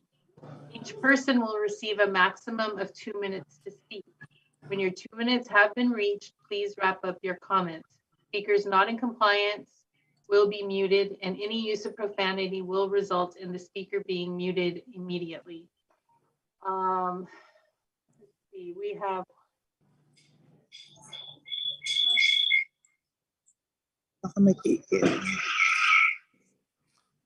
we currently have 16 hands raised. The last hand raised is Heidi, but I'm going to go in order that they are listed on my screen.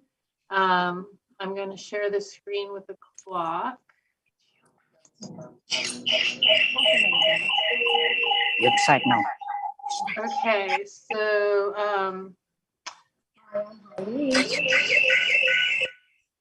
Go. okay, sorry. The first hand raised is Janet Fogarty. So please unmute yourself. Thank you. And good evening to all the commissioners. And thank you for the opportunity to address you with regard to the parking plan for the King Plaza Shopping Center and the amendments to the zoning ordinance. I'm Janet Fogarty. I represent the owners of King Plaza Center. What we're asking you to do tonight is to approve a parking management plan that is long overdue. Let's be very clear, we're not talking about shutting down the bowling alley. We're not talking about actually anything to do with the bowling alley's land. We're asking you to approve a parking plan that was put together with the professional help of a well-respected parking consultant by the name of Walker Consultants.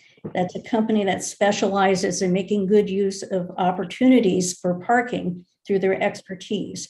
They also did an on-site research into what businesses are using a parking lot at what times and days and how to make the parking work better so all the patrons of all of the businesses will not have to drive around looking for parking in the neighborhood.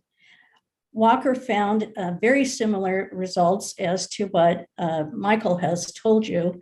In fact, that the peak time for parking are weekends and holidays and evenings. Walker found that truck deliveries in the upper lot end around 1 p.m. during the week, and that for the most part, the upper lot is empty. We ask that you approve tonight a parking management plan that treats everyone who uses the shopping center in a fair and equal way, while trying to ease the stress on parking at the center and in the neighborhood using industry standard methods proposed by the parking management experts at Walker Consulting. This methodology is actually pretty simple. First is to make the spaces near the Manila Oriental Market 2-hour spaces to encourage turnover of those spaces, to make 1/2 the spaces free from any time limits, and to encourage employees to park in the upper lot. You'll see that diagram that you were shown, and I can answer any other questions you might have.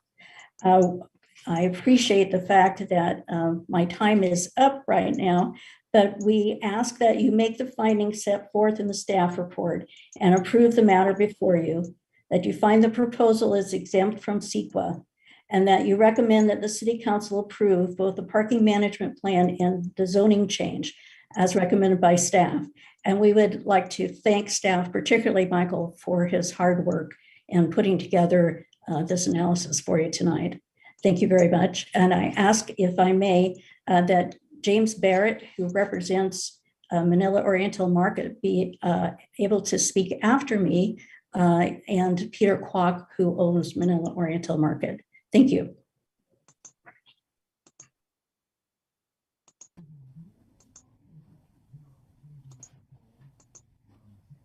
James Barrett is showing up as the next speaker, so we can invite James Barrett to speak. Please unmute your phone.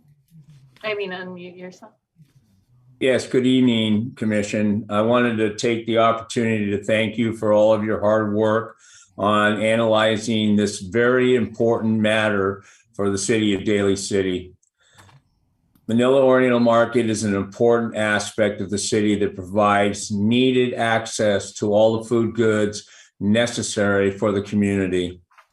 Manila Oriental Market supports the proposal put forth before you tonight.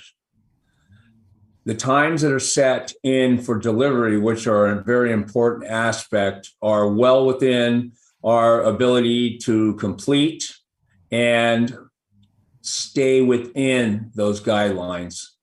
Michael's done an excellent job in his observations of the upper parking lot to determine the deliveries and the usage of that. Manila also believes that the parking lot for the spaces, the timing is critical for Manila Oriental Market to operate properly.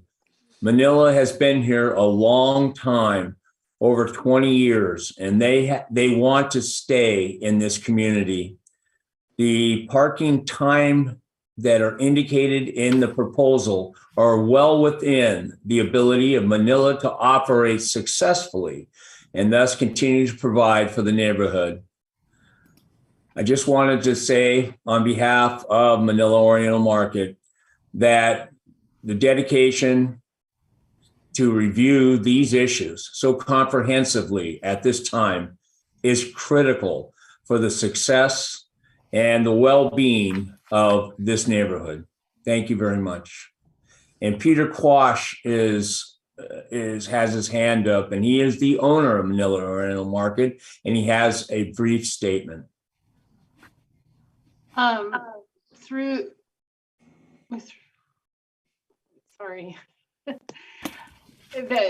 the chair, Peter Quash is not the third hand up, but I will leave that to you to decide if you'll let him speak next.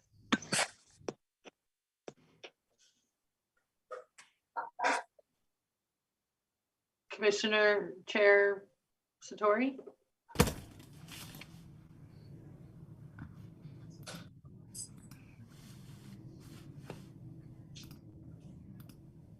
Where's our chair? Excuse me, may I speak as a commissioner since we lost Ray?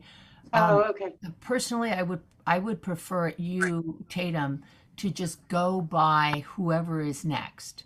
Okay. If not, it sounds like we're more biased to one side or another, and I don't want to do that. Okay. My opinion. Thank you, Commissioner Pirana. I was going to recommend as well that everybody will have an opportunity to speak, Tatum, so you can just go in order, I think. Okay, perfect. Thank you. Thank you for bringing that up. Thanks. Thanks, Kelly. Thanks, Teresa. Thank you. Our next speaker then is Matt DiVincenzi. Matt, please unmute yourself and begin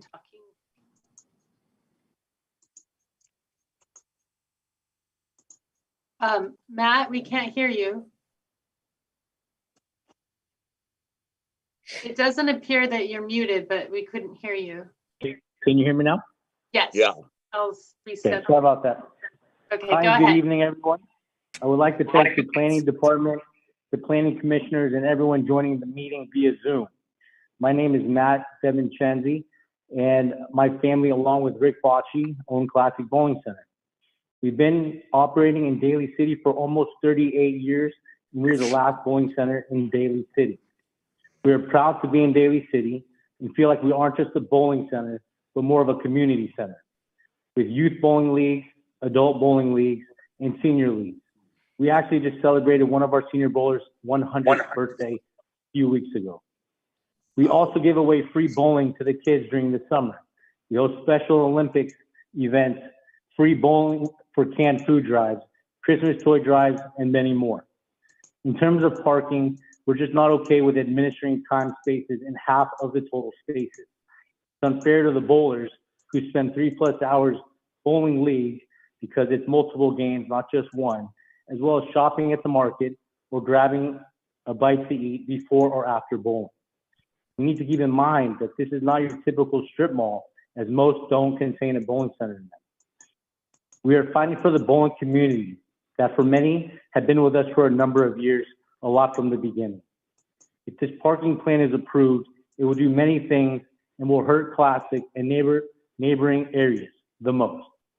Our customers will be forced to park in the neighborhoods surrounding the plaza, park in timed spaces, and have to move their car, hoping to find another spot while their teammates will wait for them or may even just quit or be subjected to fines or tow.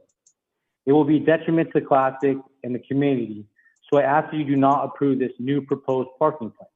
Instead, we ask that the City of Daly City gets its own parking engineer, get some current data, and have the engineer make recommendations at the two parties' expense. Thank you.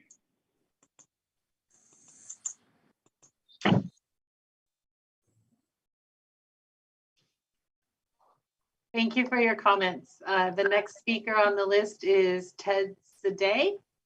Please unmute and you can begin your speaking. You're currently muted. So you can unmute, Ted. Thanks. Okay. Hi, my name is Ted Sadeh. I am the owner of Spin and Dry Laundromat. And I'm here to report and express the frustration, the concerns, and the challenges that our customers have been facing and they are dealing with on regular basis, especially during big functions, holidays, and tournaments. We hear direct from these customers, and what they do, they come try to do their laundry and off they go. They do some shopping at the mall, at the market, or go to the salon and do other things. So they're trying to bring business to a lot of the businesses within the plaza. But when they come in and they try to find a place to park and they wait for a long time for someone to pull out so that they can get the space. And once all that fail and they cannot do anything, so then they end up leaving the plaza, they go somewhere else. And as you know, with bad times, inflation, and all the other economics that we're all going through, small and big businesses, it makes it very difficult for a lot of businesses within the plaza to deal with those revenues that they lose because people are going away and they're taking that piece of business somewhere else. It could be whether they go to Pacifica or to South City. So we're hoping with this that you're going to be able to fix that issue, and that everybody would flourish and be successful. Thank you. Thank you for your comments. Our next speaker is Manuel Cabrera. Please unmute and you can begin speaking.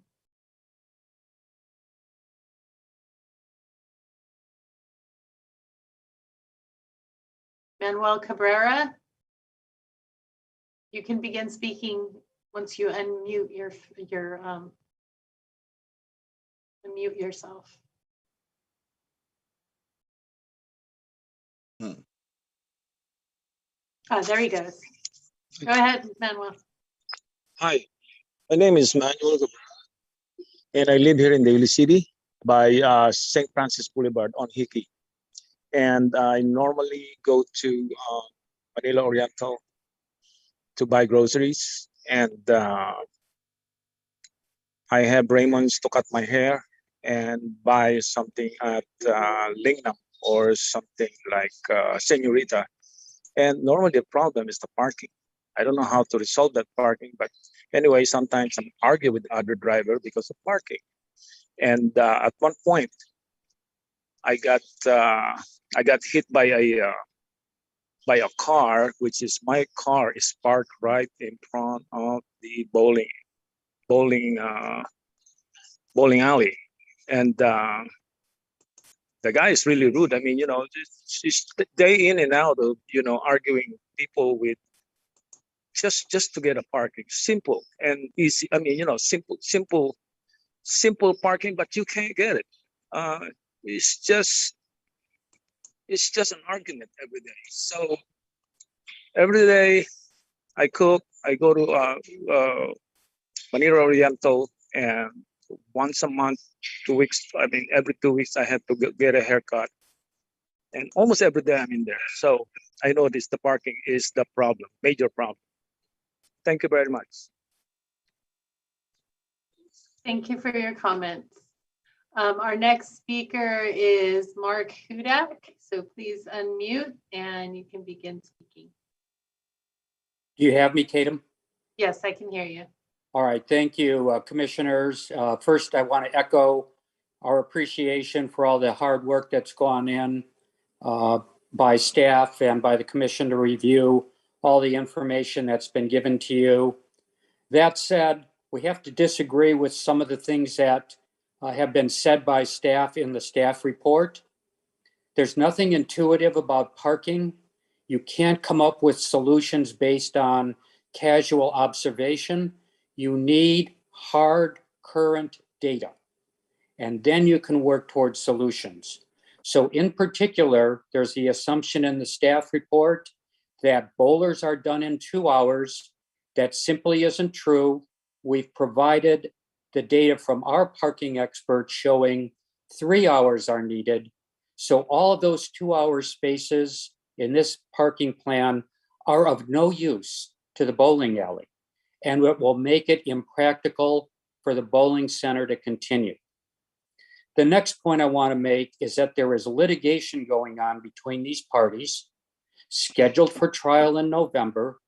The outcome, very likely, we think, is that the court will say that no restrictions can be imposed by one party or the other because of the easement that governs these properties. Wouldn't it be better for the commission to wait and get that ruling and see what it is before moving ahead with some kind of a proposal that the court may say is completely unenforceable and can't be imposed? Last, I've said from the outset of my involvement, the most important thing is to have a neutral parking engineer gather data, make recommendations, and give solid, reliable information to the commission. That's what we should be asking for at this point. Thank you all for your time and attention tonight. 2 minutes is not very much when your client's business is at risk. Thank you for your comments. Our next speaker is Justin McCarthy. Please unmute yourself and you can begin speaking. Hello, everyone. My name is Justin McCarthy. I have been a resident of the peninsula, mainly South San Francisco, San Bruno area for about the last 25 years. I love going to Manila Market. Prices are much better. The quality of everything that I like is what I look for. I love going to Star Bread to either take to my coworkers or bring to my girlfriend's kids, as well as I like to go down to Pho Cafe for some Vietnamese coffee. But oftentimes I'll circle the parking lot, cannot find any spots anywhere, can't double park. and I can't find any spots. So oftentimes I actually find myself going down Westboro, going someplace that's a little bit more inconvenient, which, as a side note, of course, everybody knows gas prices these days, which brings in a little bit more of a cost effective plan. But I prefer Manila Market. I prefer to go to the places that I mentioned before, but sometimes it's just an extreme inconvenience. And sometimes if I have another passenger, walking is also cause for concern. So that's about what I have to say. But yes, it's very difficult. It didn't used to be this way, but it's gotten increasingly harder over the years. Thank you. Thank you for your comments. Our next speaker is Peter Quash. Hi, Commissioner. My name is Peter Quad, and I'm the owner of Manila Oriental Market. I have been in the market in the King Plaza Center almost about 30 years. And I know the parking lot have the problem long time, maybe 20 years, have been 20 year problem for the parking lot. But from the 2012, the close the area, nearby area, the bowling they close, then the parking lot, then the bowling have a lot of event, then the parking lot become the big problem. For example, if they have the event on the 10 a.m. and they have the event on the 3 p.m., that means the whole day the parking lot will be dead, and the market will will no customer, because they every time they parking at least 4 hours, and if they start event morning 10 o'clock, that means 2 o'clock no parking. If they start 2 o'clock again, then to 6 o'clock, the market that time will almost close, and the other people almost close.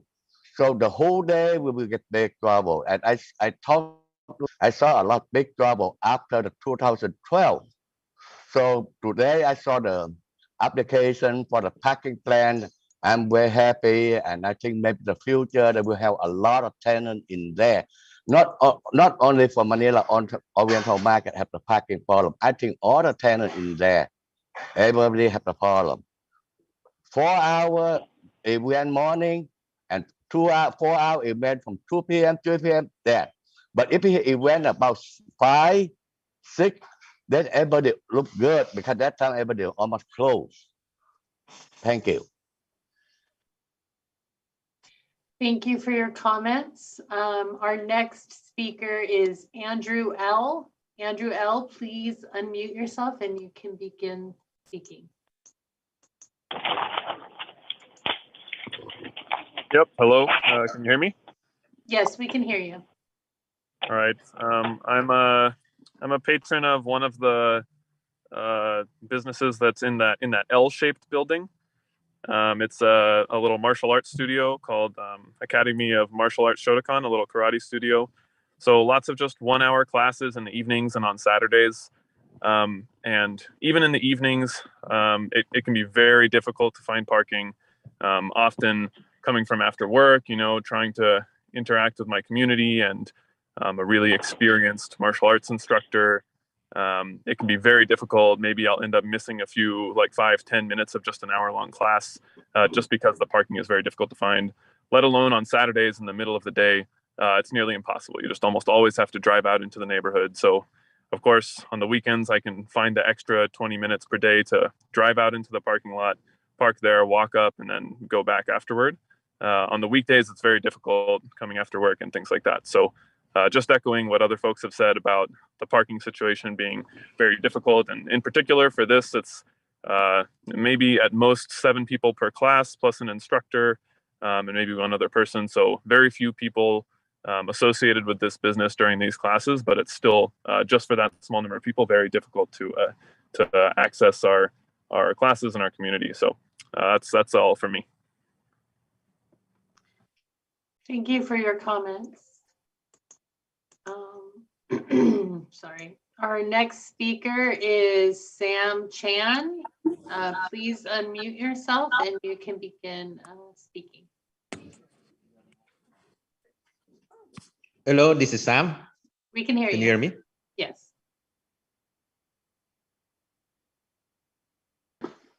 You can begin. Yes, I just want to say that sometimes I want to go buy Star Bread because they moved from Lingnam, and there's no parking. I go to Manila Market and I come back, the same cars are still there. I don't understand, especially on the weekend. There's no time. And I think the time limit is perfect. That's all I need to say. Thank you.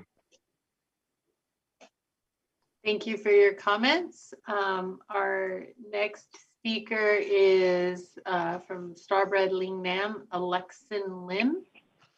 Please unmute yourself and you can begin speaking. Good evening, commissioners. Thank you for the time. And again, my name is Alexin Lim, so I represent the family, our family that runs Starbread Lingnam, that as many of folks know, and again, thank you for everyone that's saying that they're buying bread from Starbread, so appreciate that. We've been serving the community for over 30 years. We recently moved from South San Francisco, as mentioned, and found a new home in this area. So during the pandemic, we were fortunate enough to be able to move to this location. And again, just kind of want to make the statement of what everyone else is saying, that parking is definitely a problem that needs to be resolved. We do get complaints a lot from our customers that they're unable to find parking. And for the folks that know that like the Starbread Bakery, it is more of a takeout. So it is a pretty quick drop in, pick up and leave. And with that, parking spaces to be able to park for 5-10 minutes is sometimes is a challenge. So do just want to make that statement. So thank you. All right, thank you for your comments. Our next speaker is Kathy. Kathy, you can unmute yourself and you can begin. Great. Thank you. Thank you again for this opportunity. My name is Kathy Wang, and I call Daly City home for too long to count, but for a few decades. From my youth, when I used to go to Lingnam for the noodle soup when they were still back on Gallet, to now where my husband and I have decided to raise our children and family. I'm a lifelong customer, actually, I would say a fan of this shopping center, with the many different small businesses, from the supermarket to the great restaurants to the salons and now the dojo. It has everything that the community needs. Over the years, the parking has been a challenge, as many have voiced, and I do feel like it's gotten worse. When I pick up some Star Bread or go get the roast duck for dinner at Mr. Fong's, it's very difficult to find a place to park, and I end up needing to leave. And so I really thank you all for addressing this issue. And I thank Michael for sharing that parking plan. I actually have not seen it, and it does feel like it's very well thought out. And it feels like it would really accommodate all the needs of the businesses and the customers.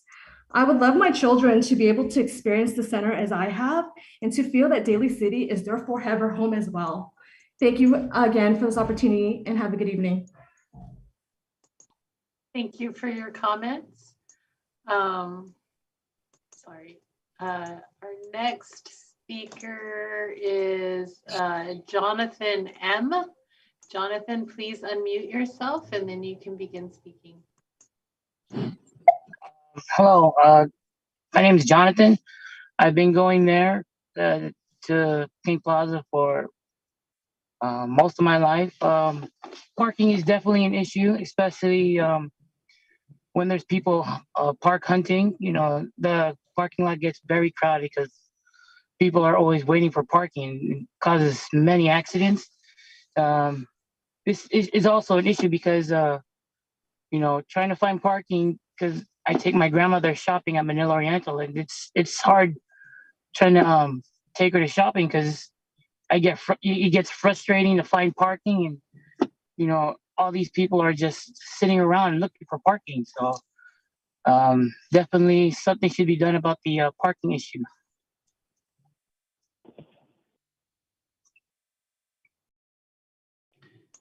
Thank you for your comments. Our next speaker is Kevin D. Kevin, please unmute yourself and you can begin speaking. Hi there, my name is Kevin, and I'm like Andrew who spoke earlier. I attend adult classes and clinics at the dojo that's in the shopping center. And like Andrew mentioned, during weeknights or during Saturday classes, it can be pretty tough to find parking, which is a shame for, as he mentioned, shorter classes, which only last about an hour long. And from what was said earlier, my understanding is this is the case for a lot of the patrons of a lot of the businesses in the area. So it would be great if, for the benefit of those patrons, if there could be some restrictions that keep parking spaces opening up for us. And that's all I have to say. Thank you. Thank you for your comments.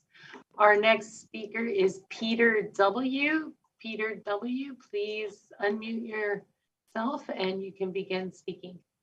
Hi, my name is Peter Wong. I'm a long-term resident of Daly City. I do go to that center, the Manila Market and some of the restaurants with my family quite often, mostly on the weekends. One of my biggest concerns I've always had was the parking there. There have been times where we've been looking for parking for 10 to 20 minutes. I would drop the family off in front of the restaurant. I would have to circle around maybe 10 to 15 times, not find any spaces, load them back up in the car, and end up going to another restaurant in a different city or in a different area.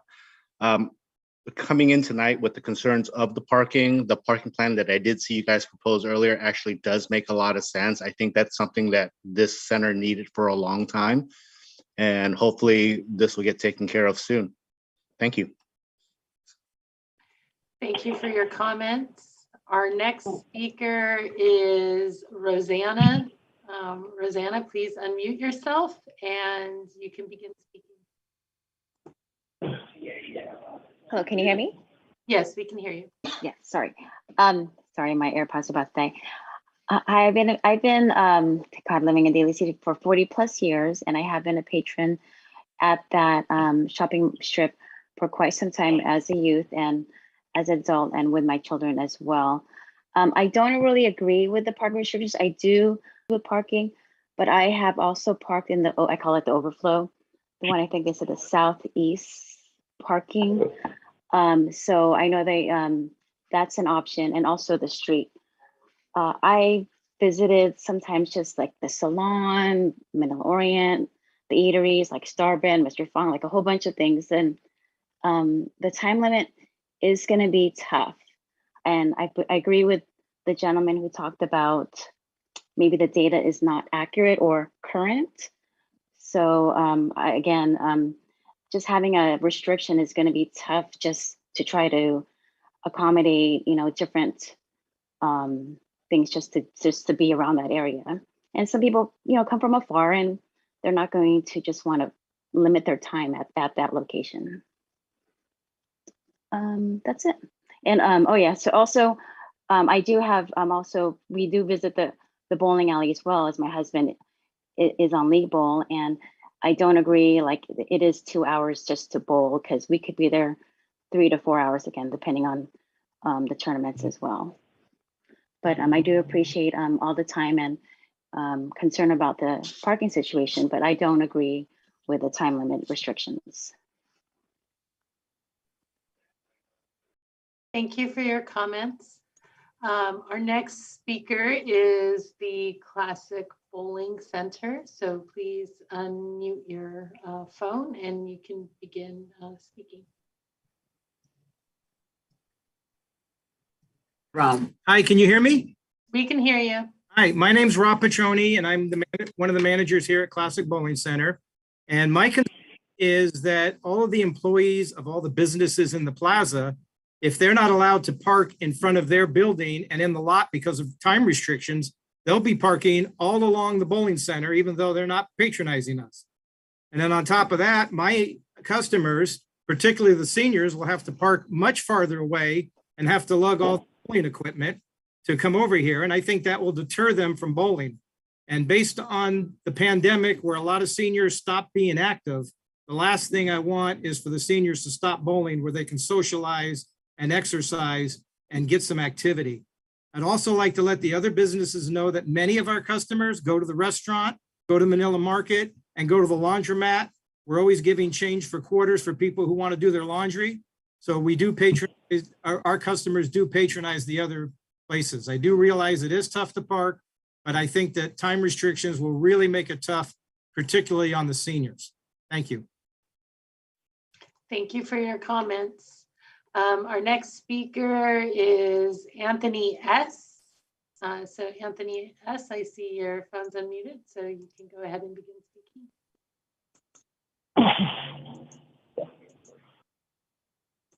Hello, can you hear me? We can hear you. Okay. Yes, my name is Anthony Spitaleri, and I'm a frequent visitor to the market. And what I've seen over the past few years is the absolute hard way to find parking places. And speaking to the bowling alley people, they're right. They play 3 to 4 hours tournaments, but the problem is they have 2 tournaments in a day, which takes up about 8 hours of the parking area. And I understand that a bowling alley had closed in one of the cities, and now those patrons now come to their bowling alley, which then exacerbates the problem by taking up more spaces. We absolutely need a restricted parking area, particularly for the Manila market. That's an economic issue for the city and a place where many people go to shop. So I recommend and support the Planning Commission's recommendation to the City Council. Again, I want to thank the Planning Commission for the work and the Planning Department for the work that they put into this. I think it hit on all points that were important, and we need to move this forward and resolve the issue. Thank you. Thank you for your comments. The next speaker is Paula D. Paula D, please unmute yourself and you can begin speaking.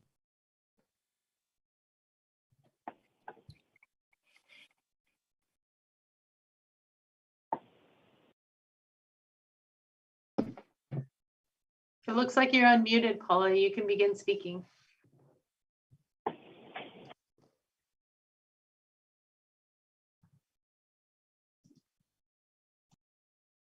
Paula, we can't hear you if you're speaking right now. Are you speaking?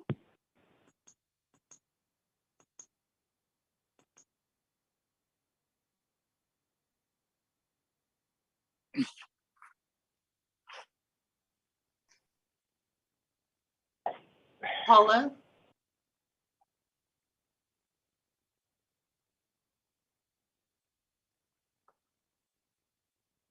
Paula?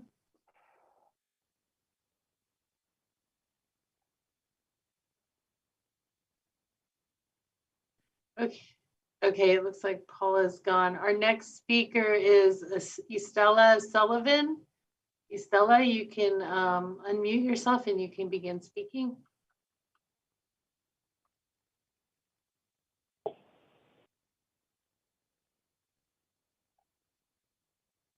Estella, you can unmute yourself. It's still showing you're muted, so please unmute yourself. Oh yeah, There. I'm the next speaker. There. You're the next speaker. Go ahead. You have 2 minutes. Oh, yeah. Next speaker is Estella Sullivan. Yes. Yeah. Yes. Go ahead and start speaking. Oh yes, I am supporting the proposal parking space for the business side at MOM, Manila Oriental. Between Kings, is that between Kings Drive? Sorry. Yeah, I am supporting this proposal. Thank you. Can I ask a question also? And I'm talking in behalf of my sister, and she's from Daly City. And me myself, I am from San Francisco. Is it appropriate for me to ask something with you guys? Hello. You can pose your question. We may wait to answer it. Go ahead and ask your question. Okay. So my house in San Francisco, I live in on Paris Street, and it's you know those they call it what you call this, you know, it was a 1906 built house, cottage house. It's supposed to be cottage house, And of course, we don't have parking. We don't have a garage. That's the way it was built. The cottage house is 1906 built. So my question is that I'm a senior. I'm always having a problem for my parking, and in my neighborhood, there are lots of cars. So I end up, I don't have any parking space. So can I propose that my front house, can I convert it into my own parking or parking space? Sorry, Estella, that question isn't on this item that's before us. And if you're living in San Francisco, that is a question you should direct to San Francisco. Yeah, okay. So that's what I said. I'm from San Francisco, but I'm talking now in behalf for Daly City, in behalf of my sister who lives in Daly City. Okay, thank you very much for your comment. Okay, thank you. Thank you. Our next speaker is Shiming Wang. You can unmute yourself and begin speaking. Okay, where am I? Mute ko na siya. Hello. Hello, we can hear you. You can begin speaking. Okay, hi, this is Shiming, and I'm from the New Horizons Bakery. We are the small business tenant located in the King Plaza. The concern that I would like to bring up is parking has been tough for all of our customers during these years. We've been receiving complaints from them. They're saying they're so hard to find a parking space to just come to buy some baking stuff. And few years ago, there is a accident that the lady who was trying to leave the plaza, but someone was trying to find the parking lot and count. I think she just maybe lost her patient and she put the arm on her and she was too scared and hit into our store. So I think the parking problem is pretty critical and should be considered to be solved in this plaza, and we are supporting to the proposal. That's it. Thank you. All right, thank you for your comments. Our next speaker is Jonathan Lee. Jonathan Lee, please unmute yourself and you can begin speaking. Hello, commissioners and everyone who's contributing. Can you hear me? Yes, we can hear you. Okay, great. So I come to you as a lifelong tenant. I've lived in South San Francisco my whole life. I've bowled at Classic Bowling Center my whole life. And my family is a third generation bowlers at the center. And we don't disagree. No one at the bowling alley would disagree that parking is tough when we're bowling league, when there's a tournament. However, I must stress deeply, as like other people said, we often spend 3 hours, 4 hours at the bowling alley for league or for tournament play, especially. And I would like to stress that, especially when there is tournaments. Yes, we do take up a lot of parking, but we also frequent the businesses in the square. A lot of us do our grocery shopping at Middle Oriental. A lot of us go to New Horizons and Starbread and Valerio's, the salon, Tai Wu. We frequent those businesses as well. So I just want to say on behalf of someone who's lived in the area, who would, I've been here my whole life, that we are losing bowling alleys all over the Bay Area at an alarming rate. And for those of us that have a lifetime passion for it, especially those people that have spoke on behalf of Classic Bowling Center, if we lose Classic, it would be not only terrible for our area, but it would be terrible for the Bay Area. And so I just appreciate you guys listening to me. I don't know what the answer is. Parking is bad all over the Bay Area, but I just know that for us, Classic Bowling Center is family. We all contribute to the square and the businesses there. And I don't know what the answer is, but I appreciate your time. Thank you. Thank you for your comments. Our next speaker is Joey Convento. Please unmute yourself and you can begin speaking. Thank you, everyone. Good evening. My name is Joey Convento. My pronouns are he, him, his. Thank you for giving me the opportunity to speak. Along with the thousands of weekly bowlers, my family, which is 4 generations to be exact, have been bowling at Classic for nearly 30 years. Not only is it a bowling center, but a business where it provides opportunities for active living and recreation in a safe, inclusive environment, especially for children. As mentioned earlier, Classic is a charitable organization that has shown extraordinary generosity and community support through annual fundraisers and food drives. By eliminating these parking spaces, parking will definitely be a challenge. Sanctioned parking will greatly affect Classic's business, which is trying to recover from the pandemic at the moment, and its 50+ employees. I ask everyone to please reconsider. Thank you very much. Thank you for your comments. Our next speaker is a call-in user number 1. I don't have a phone number listed, but it's a call-in user, and I believe it's the only call-in user with their hand raised. So if you're a call-in user, you can, okay, I can hear you. You can go ahead and begin speaking. If you're a call-in user, you can begin speaking now.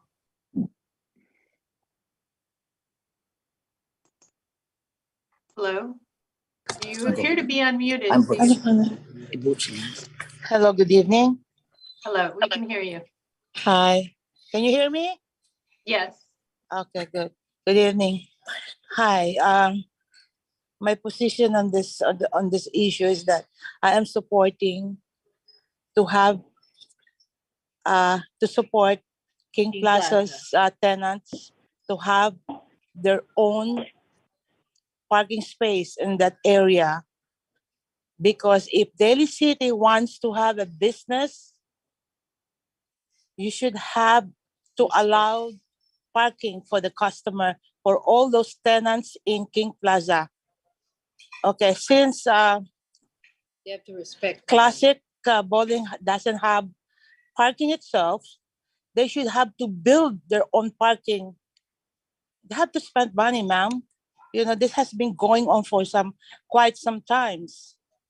And believe me, this is so frustrating for us as a customer because we're Filipinos, you know that, right? And we love to go to Filipino stores like Manila Market and some Filipinos businesses in that King Plaza. So I and my family supported for you to have to approve that, okay? And this is not fair if we just put that, keeping that on delays. So I hope the city of Daly City would have to find a way to solve that. I know this is a community property, community parking, but what I'm saying, this is a commercial. The King Plaza is supposed to be for customers, tenant, the business in King Plaza. So should have a customer parking so that it's easier for us to park there and buy, so that the city also could avail some benefits like business taxes. Okay. Thank you very much. Thank you very much. Okay. Your time is up. Our next speaker is Chloe W. Chloe W., you can unmute yourself and you can begin speaking. Hi, good evening, everyone. My name is Chloe. I've been a longtime resident and I used to love buying my groceries at Manila Oriental, but because it's so hard to find parking nowadays, I've been going to other grocery stores instead. But I would, of course, prefer to go back to Manila as it is very close to where I live. And so I hope this parking situation gets fixed soon. Thank you. Thank you for your comments. Our next speaker is Nancy F. Nancy F., please unmute yourself and you can begin speaking. Hi, thank you. Can you hear me? Yes, we can hear you. Okay, great. Thank you. I live a 5-minute drive from King Plaza Center, and I've been frequenting the center for over 20 years now. And it is absolutely well known in the community that it's very hard to find parking. More often than not, when I go and we're struggling to find parking, there's multiple cars looking for one spot. And that just makes it so hard to patronize a lot of those establishments that I really do favor, especially Manila, where I do a majority of my grocery shopping, just because it just has the right prices and offers the goods that I need that you just don't get elsewhere. And after hearing all the patrons on today's meeting and hearing here, it's abundantly clear that everyone who patronizes the center, the entire center, that parking is a problem. And I really hope that we do something about this, and that this parking management plan that's been proposed, it seems reasonable and it seems well vetted by the city staff. And I really hope that it is approved. Thank you. Thank you for your comments. Our next speaker is Felicia Leong. Please unmute yourself and you can begin speaking. Hello, everyone. My name is Felicia Leong, and I am the Chief Executive Officer from the Daly City Coma Chamber of Commerce. We support a lot of businesses in Daly City and the outskirts of Daly City. I have known the DiVincenzi family for over 15, 20 years. I am here to support the entire King Plaza, but also to speak on behalf of the DiVincenzi family from Classic Bowling Center to just let you know that throughout the Daly City Coma community, many years they have contributed to the future leaders of Daly City and Coma through scholarships, through the bowling tournaments. There's a lot of good that comes out of sports. And I do need to tell you that before or after any of the events, the customers do patronize almost more than 80% of the restaurants there. I shop at Manila Market. I go to Ling Nam. I went to the Toast Place. I've done my laundry. Mr. Fong's is my favorite. I buy boba at the Vietnamese restaurant. I also buy Chinese bakeries at the corner there. So, and also the spa. I've been there. I know it's a problem parking, and I hope that the committee, the planning committee, will be able to get actually more data for everyone to read and research to understand that there's a better answer to this than maybe what is put forth, because I think more data will help. Thank you very much. Thank you for your comments. Our next speaker is P. Mendoza. P. Mendoza, if you want to unmute, you can begin speaking. Hi, I just wanted to say I'm a bowler. I'm a senior bowler at Classic Bowling Center, and I enjoy it. It gives me exercise, and it also provides a safe place for people of all ages, and also employment opportunities in the neighborhood and in the community. But I do not agree with the parking restrictions, because league bowling, tournament bowling does take longer than 2 hours. And placing a 2-hour time limit for parking can create a bigger issue, which can delay the time frame of parking from 3 hours maybe to 4 to 5 hours instead. So I just think that, I don't know what can be done with the parking issue. There is a crowdedness in the parking, but without Classic Bowling Center, there would lose a lot of money in the community. That's all I have to say. Thank you. Thank you for your comments. Our next speaker is Erin. Erin, please unmute yourself and you can begin speaking. Hello. Hello. Hi. This is Irene Morales. I work at Classic. I'm the junior director here. I've worked here for 10 years. And yeah, I just wanted to let everyone know I'm opposed to that parking limit.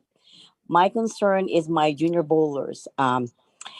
You know, if you know, during the pandemic, after the pandemic, I have a lot of kids that's been suffering from depression and anxiety.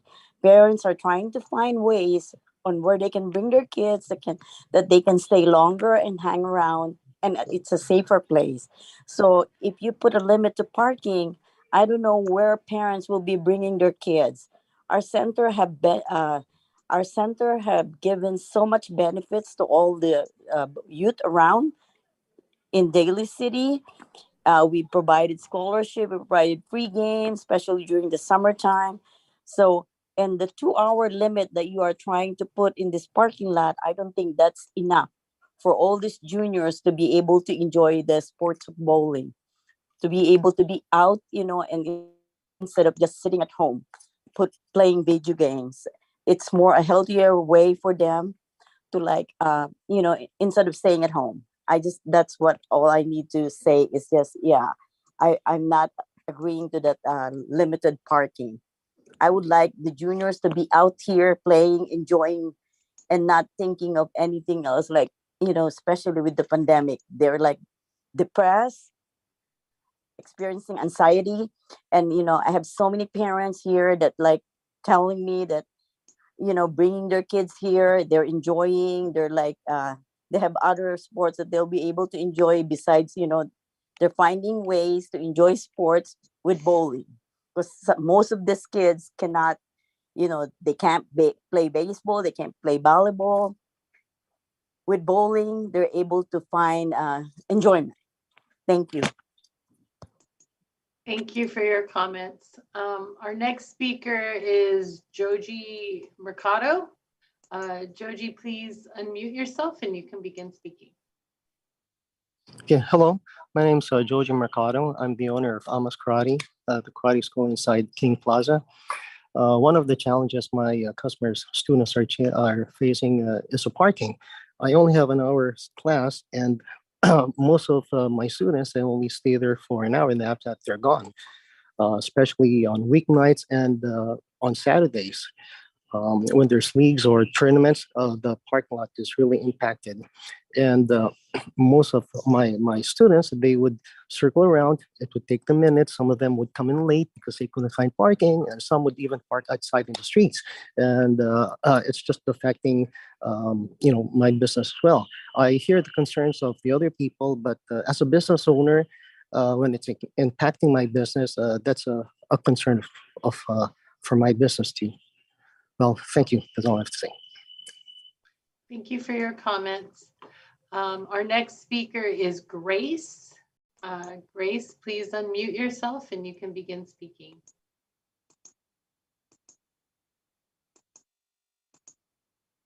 Hello, Grace. Okay, thank you. Can you hear me now? Yes, we can hear you. My name is Grace David, and I live around Sermonte area.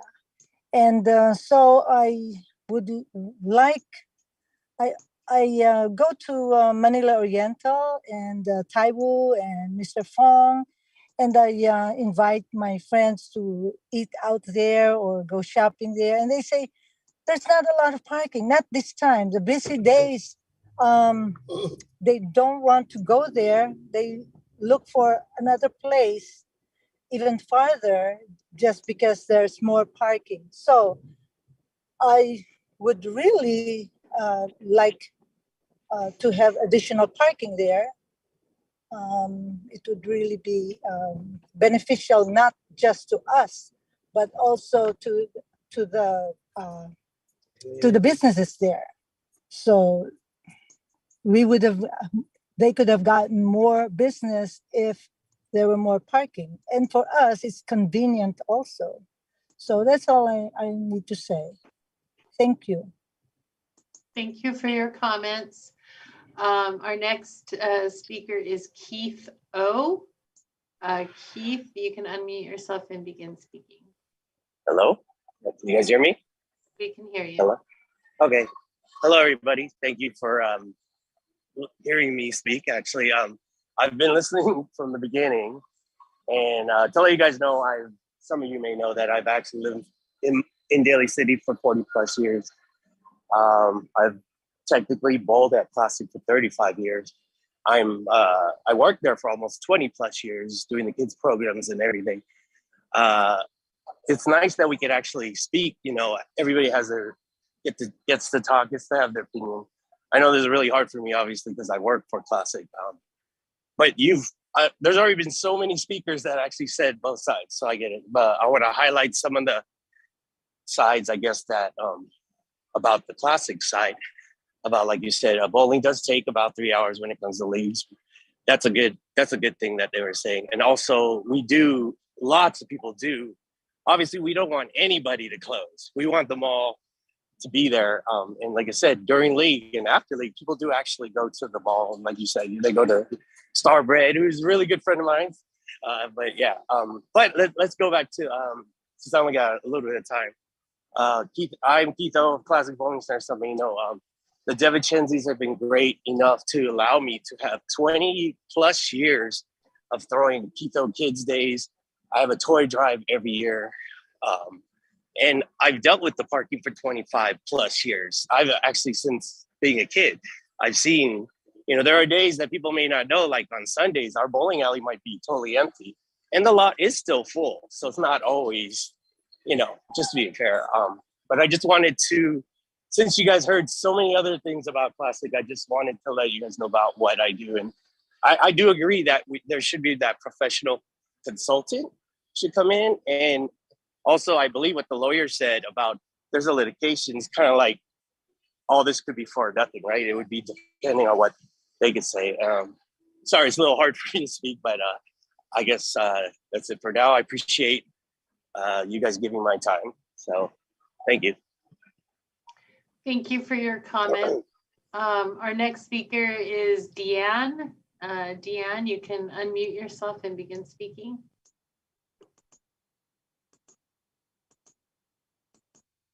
Deanne, you can unmute yourself and begin speaking. Hi, so this is Sean and Deanne, and we both frequent Classic Bowling Center. We have bowled up to 3 leagues there. We support the whole plaza. We've eaten everywhere in there. So, 3 hours is real. 2 hours is just not reasonable. I would like to support all the business. I would like to continue supporting them, but I would like them to find a more reasonable solution to this. Because, if we're in there for 3 hours to bowl, we eat at Mr. Fong's quite a bit. We've eaten at Toast. We've eaten at the different sushi places that's all flipped over. We've done laundry there. Manila Oriental, we shop there because we're at the bowling alley, or else we would go to Ranch 99, Sunset Soup. There's all these other options to do that, the Fairmont Center.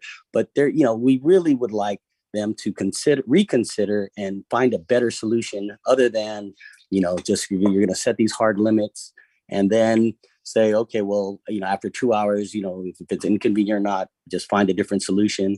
I think they need to look into this a little further and hopefully they can find a better solution. Thank you for your time. Thank you. Thank you for your comments. Our next speaker is Daryl Yap. Daryl Yap, please unmute yourself and you can begin speaking. Hello, can you hear me? Yes, we can hear you. Hi, good evening. I don't agree with the proposal of putting time limit in a parking lot. My children have been bowling Classic Bowling for years. And since kids bowl free. And we don't have any problem finding parking here. Everyone benefits from it. Every time they practice bowling, I go grocery shopping. After bowling, we go out eat. They're in Onyx or Pho Cafe, Lingnam, anywhere. So I don't know why everyone is agreeing with this parking lot, putting time limit, while everyone bowling here is having fun. And after that, families gathering together, go eat out, benefits and shopping and grocery shopping for their families as well. Why don't you come and bowl at Classic Bowling? And so you see and having fun and you can park. Every time I come here early morning, Classic is open at 9:30. Parking lot is already filled at 8 o'clock. Employees parking lot in the back. Trucks parked. No employees can park because pallets are filed outside and they break up pallets and nails over the parking lot. So I don't understand why they're putting time limit. Well, everyone can benefit from it. Other parking lots is being parked by houses that they can find parking in their own houses and they park over here. It's not just us, it's for everyone. So open mind, let the people enjoy bowling, grocery shopping, supermarket, eat out with their family. There's no problem with that. It's just first come, first serve. That's how about it. You cannot just put 2 hours parking and they can't have fun after with their family. So that's all I can say right now. Thank you for your comments. Our next speaker, it's listed as call-in user 1. I don't know if it's the call-in user 1 who already spoke. If the call-in user could please let us know if they've already spoken. Speakers are only allowed to speak one time. Is this the same call-in user that spoke the last time? Call-in user number 1?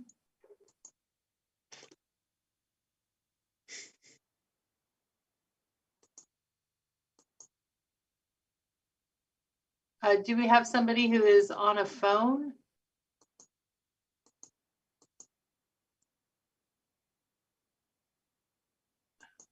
Okay, I'll skip to the next one. We'll come back to that person. The next person is Lambert.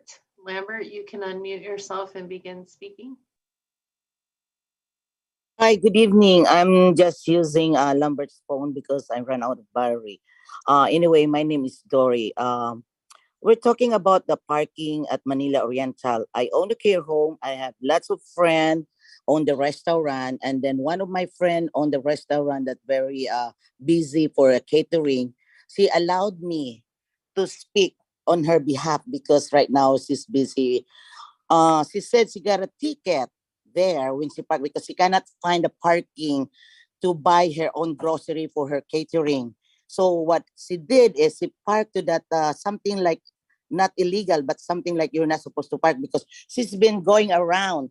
And you're talking about, I've heard that somebody said that the neighborhood, the housing, they're parked in that.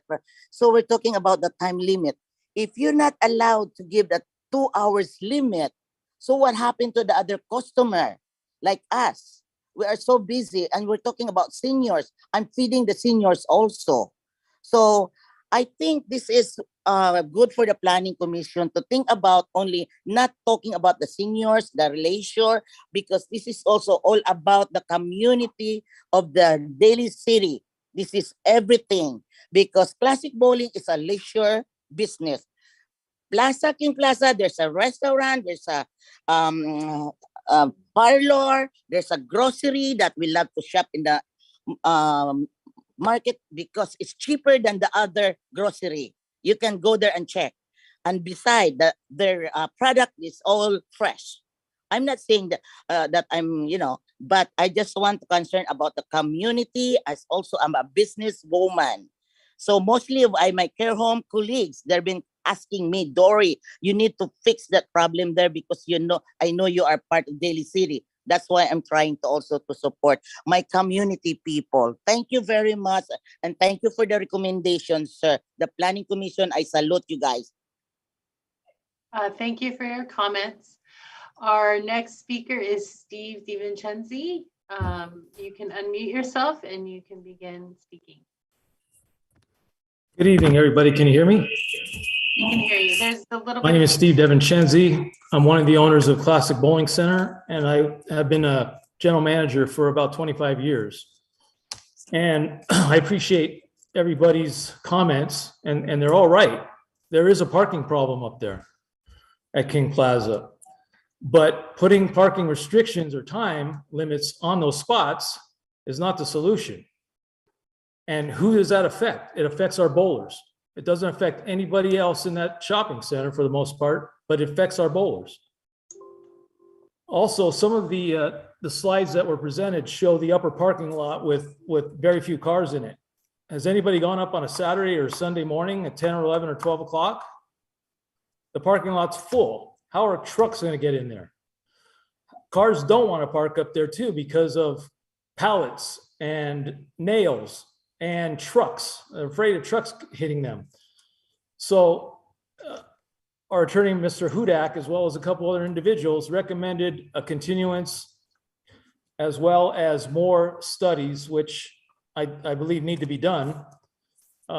We haven't even talked about employees. How many employees drive to that parking lot? Where are they going to park? In the untimed spots? Leaving our bowlers parking in spots that are undesirable and going to be timed. It's just not fair. This is not a good resolution and needs to be rethought. And I encourage you guys to go ahead and look at some more studies. And thank you for your time.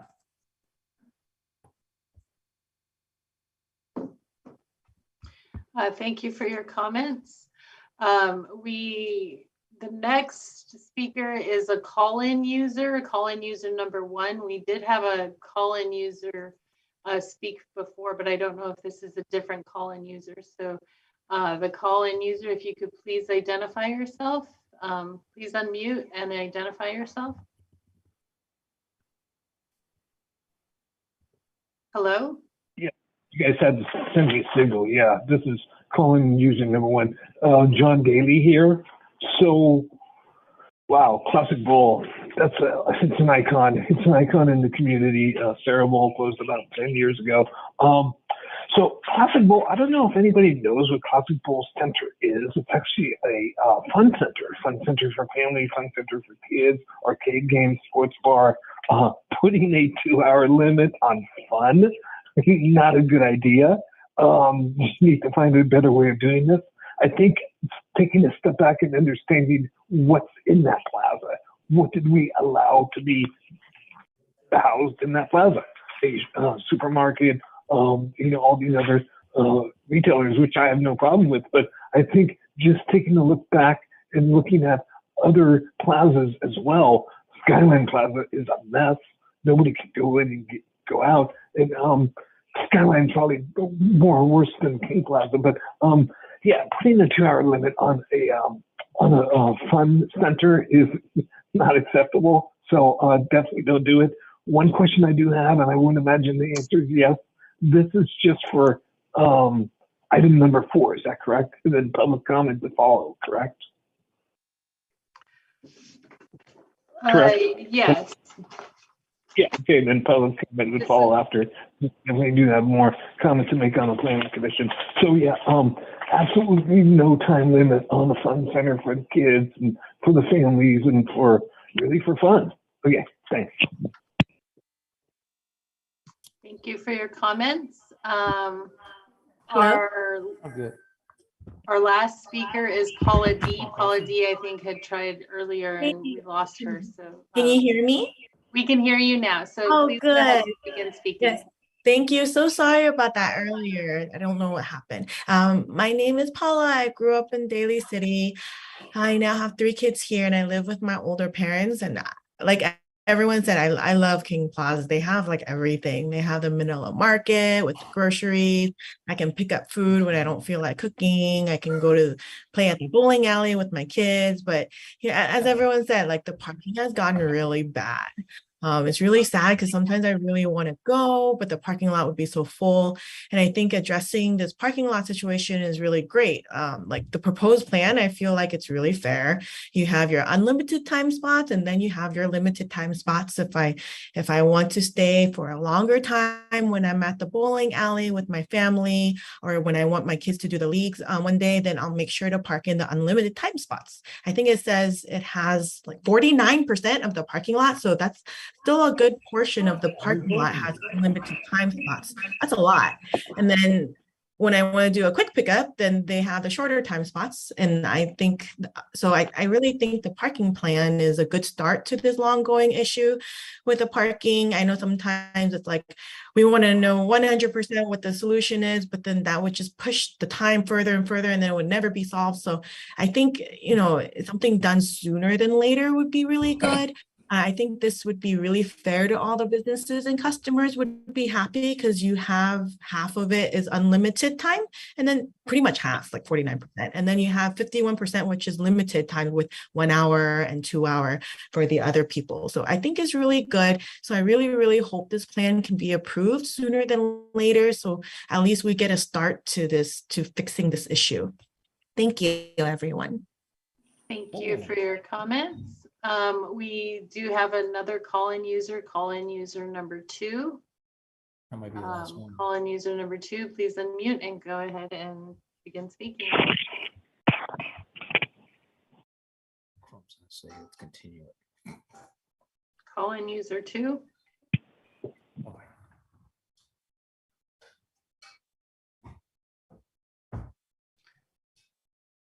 Go ahead. Go ahead.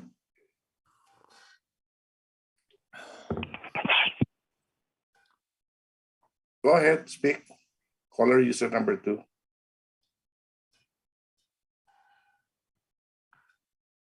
He doesn't appear to be muted, so but we're not hearing anything from calling user 2.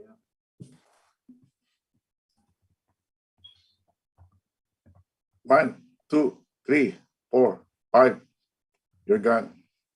Okay. Thank you very much, Mr. Cole. We have no more raised hands, so Okay. that concludes. We don't have any more calling. Okay. So Somebody from class. okay, go ahead. You can speak. Wait, who? Come on. I don't see any more raised hands. Okay. Thank you very much to everybody who has spoken. Anything else, Director Tatum?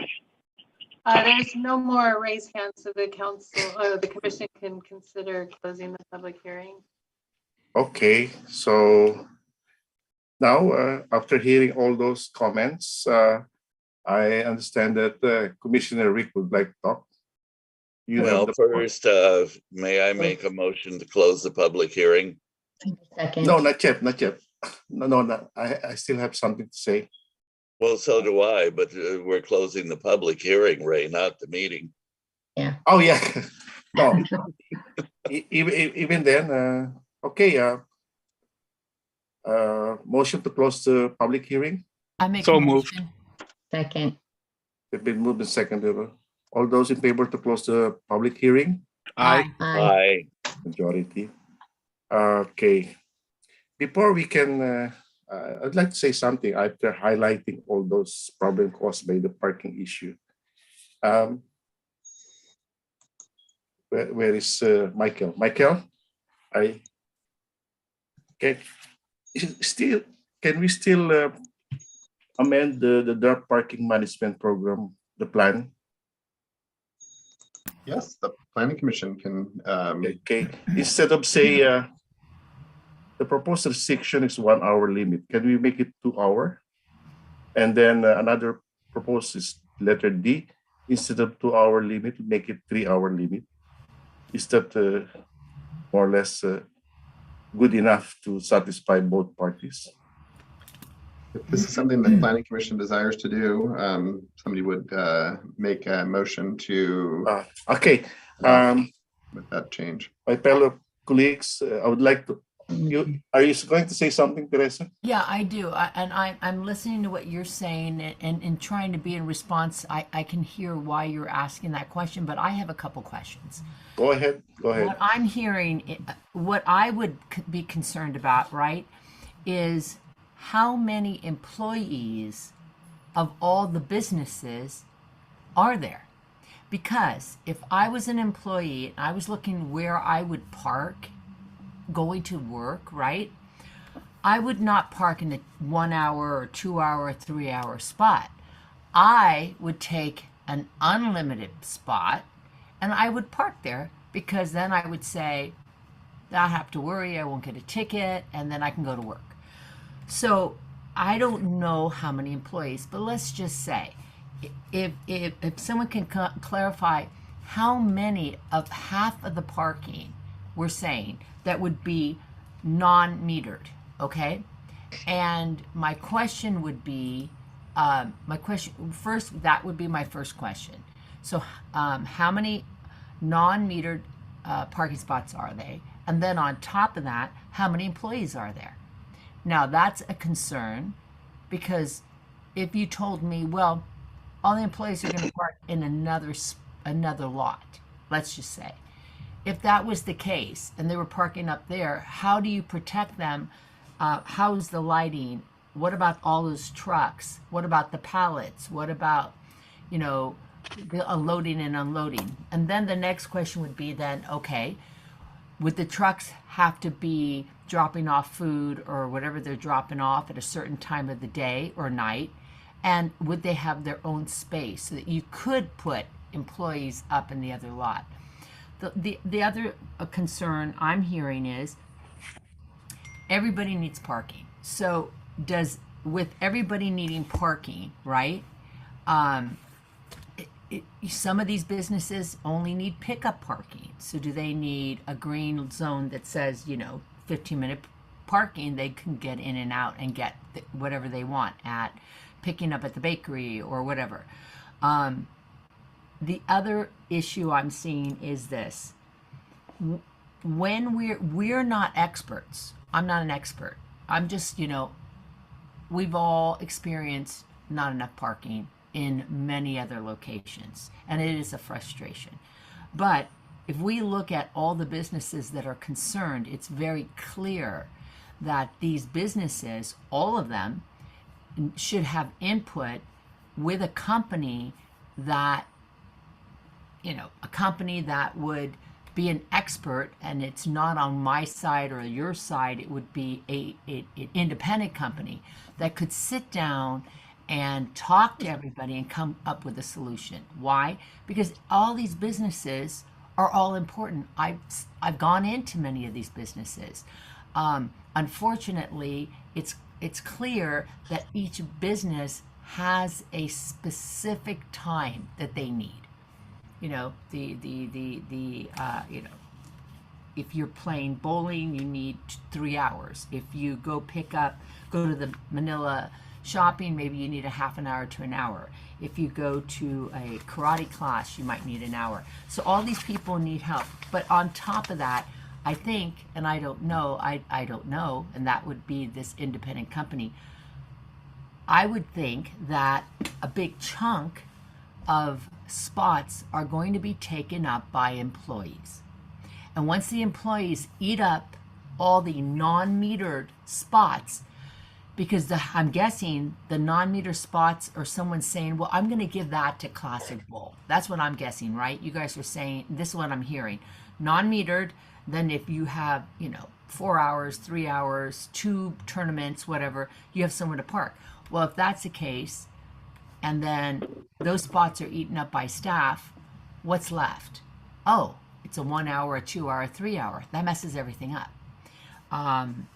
So that's my thought. I'm thinking somewhere down the line, that's first. And second, a big concern for me.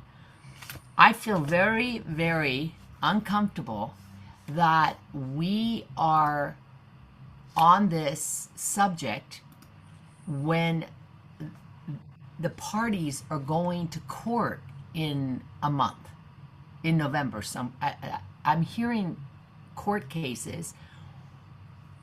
What value do we have? I mean, besides just getting data, but what value do we have to put ourselves between a court case that this might be all mute? So that's my other concern. But yeah, go ahead. I'm sorry. My concern is, yes, there is a court case, but the moment the city council of Daly City there is a city ordinance, that case will be thrown out. I'm not a lawyer, but this is my understanding of law. I would disagree with you totally, Mr. Chairman. I echo Teresa's concern. I think this should be tabled until the court case is heard, and the city should take its direction from any decision rendered by the court. I think we would end up looking a little bit foolish if we pass something and then the court says, no way. You know, Commissioner Rick, we are here in government working as an independent. We are not under the court. Remember that. The court will only decide based on law. Yeah, based but on- I'm not arrogant enough to But think you that I see, know more the than moment the there is an court. ordinance, there's a law. It's hired.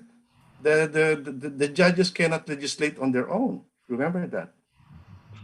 This will be thrown the moment there is a decision here in the city council. You can ask some good lawyers. When it Quite comes to honestly, administrative law. Ray, I disagree with you. Okay. Well, Which is the way it goes.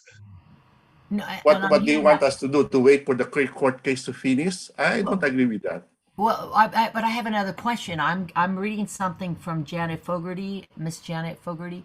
It says the city has police power that controls any private agreements or disagreements, and so Let us ask our that I attorney was going to here. say that Kelly. I mean, if I see something like this, Right. Thank you through the chair. Thank you. That Ms. Ferry is correct, and the commission and the city council may take action as legislative action. With that being said, there is no reason to think that the court may not get involved, and this case is under court review.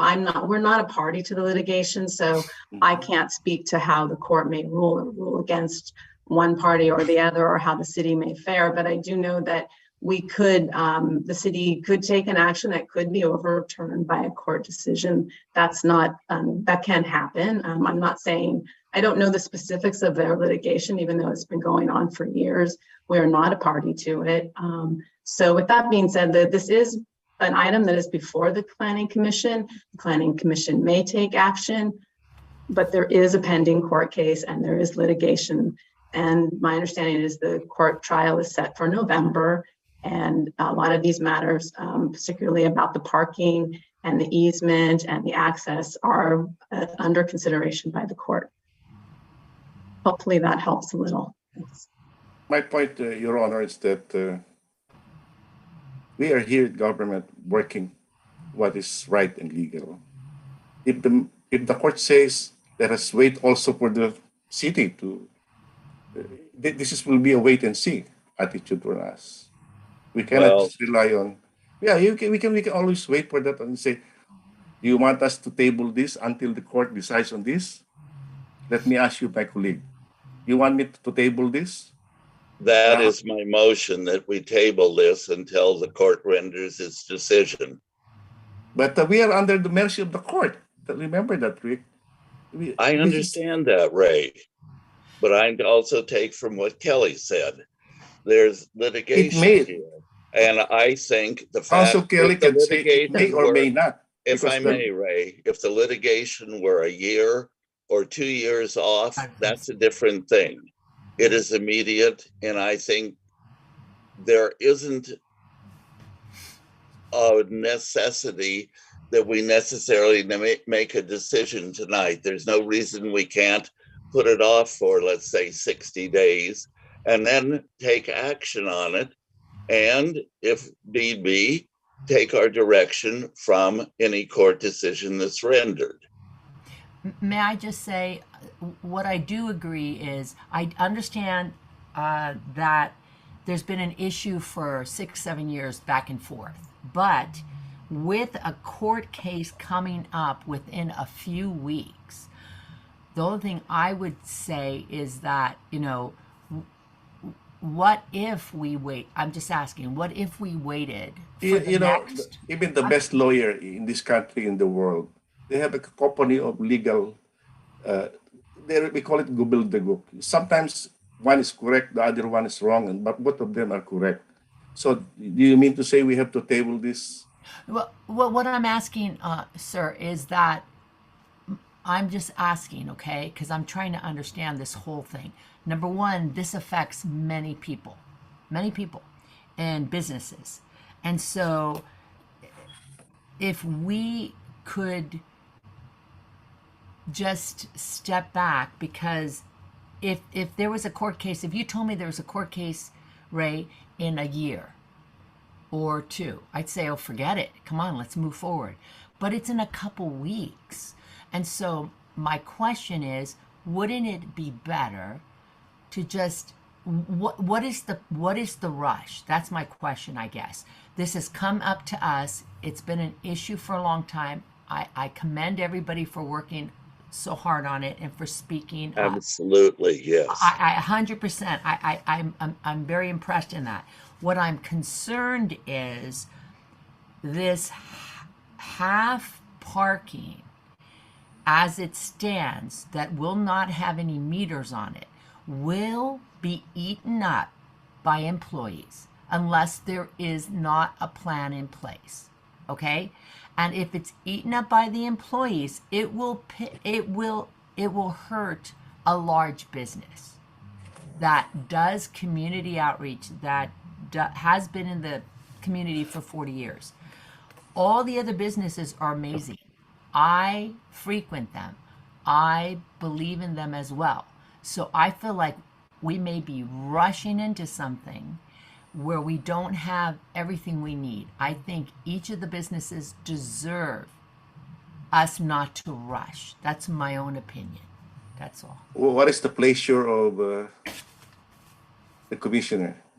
I'd love to hear what Velva and Gary say. Okay, go ahead. Velva, do you have anything to say? I mean, after listening to Michael and the planning staff, they sound like they did a really thorough job in assessing the needs of the retail and classic and the parking. And I do see that they did hire Walker Consultants, which is a nationally known parking consultant, and they're very known for their parking analysis. So I trust their opinion, but I do see that it was dated in April of 2021. And so I'm not quite sure where the rest of the data was when the rest of the data was analysis was performed, but could it have been performed during a time when it was during the pandemic? So maybe that data may not be as accurate. So there are some lingering questions that I have that seems it's maybe that we don't have the full picture. And like Teresa had pointed out, to be fair, then maybe they should have, hired an independent consultant that does analysis for all of the tenants at this location. And so, I mean, I do, when the parking management plan that's in front of me right now, it does appear to be fair, but then now that Teresa had pointed out that, the employees may have been overlooked, and that could become a problem with the unlimited parking spaces, then that has become a concern for me. So I would be in favor of tabling this to find more data. Okay. And Gary, Mr. Gary, you have anything to say? Well, it could go either way here, because there is a court hearing soon, and what makes me think is that what happens if we make a decision, and of course, then there's a ruling. That to me, I would probably want to table it for a while, because I just want to wait and see what happens first. That is my view. Thank you very much. Before I call for the motion, let me give you the highlights of the problem caused by this parking issue. Number one is, first, increase of population and customers. Number two is increase of restaurants, stores, and variety of stalls. Number 3 is lack of common sense. Number 4 is employees should use outer area of the parking issue. Number 5 is very important, coordination and cooperation of Manila Oriental Market and the Bowling Classic Alley. If only they will sit down and talk about the traffic and parking issue, I don't think they will go to the court, because if in management, nobody wins in a court case. Both of you loses, especially if you're spending so much for so long already. Because if only you can have a common sense of talking about using the Callan and King Drive for exclusively for one of you, whether classic bowling or both of you using it or the employees using it, then we will have a better coordination, because your product, your stores, and the classic bowling is very important to all of us here. This is, to me, very important. We don't want to lose anybody there. Point of order, Mr. Chairman. Go ahead. I did make a motion that we table this for 60 days. There is a motion on the Thank you. table. I just You did. I didn't hear it. I just got noticed. Nobody by seconded my it. Pardon me. No. I just got noticed by No, my go ahead. tablet that Just to I'm be- about to run out of power. So could we see if there's a second to that motion and take a Okay. vote? Could I? I just asked you. Commissioner Wait, Trump is correct. Hold on. When I was asking Teresa here regarding our statement, you just say we want to. I just asked you the question: are you willing to table? You said yes, but you didn't made a motion for Yes, your it did. information. If I may, Commissioner, Chair, sorry. was I did hear asking you. Mr. Crump. Oh, I'm sorry. Go ahead. I did hear Mr. Crump make a motion, and then we had a discussion amongst the commissioners. So there was a motion on the Nobody floor, seconded but it. no second. There has not been a second. No point of So clarification. it's nothing for you. Well, Nothing. no, wait a second. No, Wait a now you second. can do it. Now you Yeah. can. You want to make a motion? Go ahead. Go ahead, Rick. Make a motion. I move that we table this until the court renders a decision. And just to be clear, a table means that this is a date uncertain, and this would have to require renoticing. Yes. Okay. So again, repeat what you just said, Rick. I make a motion that we table this until the court renders its decision. Okay. Well, I'm going to second that motion. Do we need a roll call or Okay, voice vote? I am against for that tabling it. Okay. We could Now, have a, now this is now subject for discussion. Why are you trying to why do you want it to be tabled, Mr. Rick? I've already explained that, and like I told you, I'm about to be cut off because my tablet is plain running out of power. If we can just vote and see where we go. This is parliamentary procedure, Rick. You don't hurry up everything here based on your whims. No. Go ahead. Go ahead, what? I have made a motion. We have a second. Can we have a vote, please? That's why I said I'm against it. Well, that's fine. You can vote no.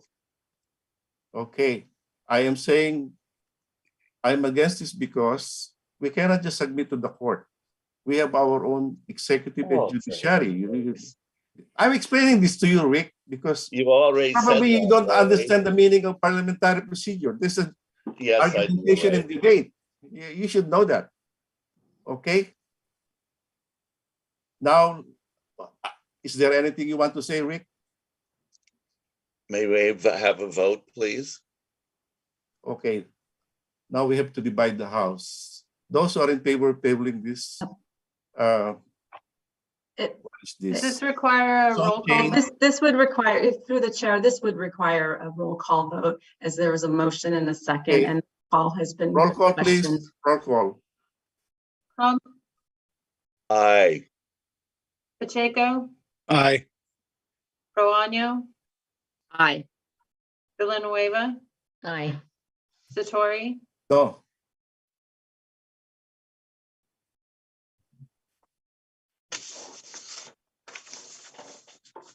So, what is the result, Ms. Director? Can you just based on record? we have This in record perspective. we have 4 yes votes for tabling the item until a court decision is rendered in this. Okay, so this will be tabled for how many days do you think? It's the motion was to table it until a court decision has been made. So that means once there is a court decision, Planning Division could bring this back to the Planning Commission. It will require us to renotice this item. It's not continued to a date certain. So in that instance, we have to renotice. So this is open-ended issue because we don't know. That's the correct. court will decide on 3 months, 2 months, 6 years. That's it.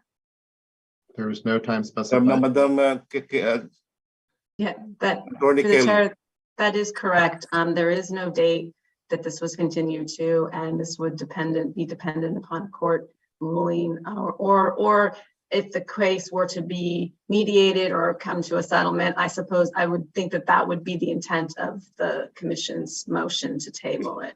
Very until clear. there's been Absolutely. either dismissed or a settlement or meeting. That's entirely possible in court cases that could happen. One way or another, if I may You're say, not one way recognized, or Rick. another, Let we will talk. have to face this Rick, you down are the not road. recognized by the chair. Don't talk. Ask the chair before you talk, okay? Please. May I speak? Remember the parliamentary procedure. May that I you learned. speak? Okay, go ahead. Talk. All I said was that I have no doubt that we will revisit this probably within 60 days after the court renders its decision. And we'll use that decision strictly as guidance. Assuming the court doesn't, assuming both of them, they have lawyers, they will ask for postponement for another 60 days. What do you do now? What do? I Yeah. have no say in that. You have to wait. That's the only thing you do is just wait. Okay? Just wait for the consideration of the court. That's the problem with us. We don't know what we're doing in government. And yet, I don't know.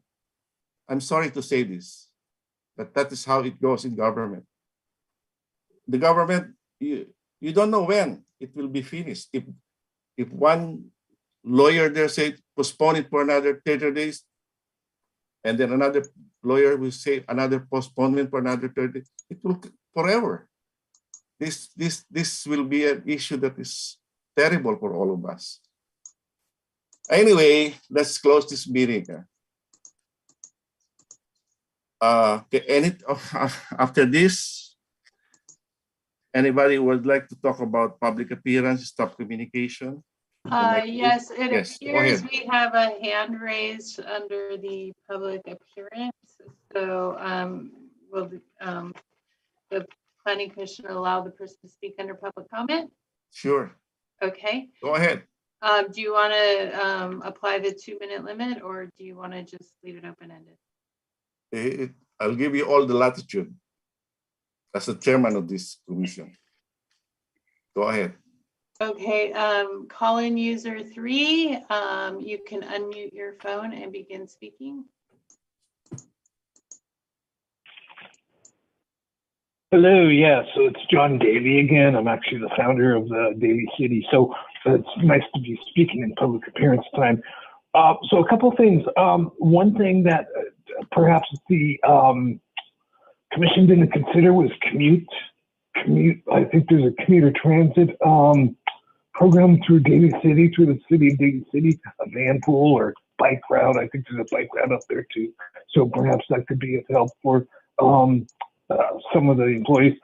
Also, just really a general comment, because I'm a longtime citizen of Daly City.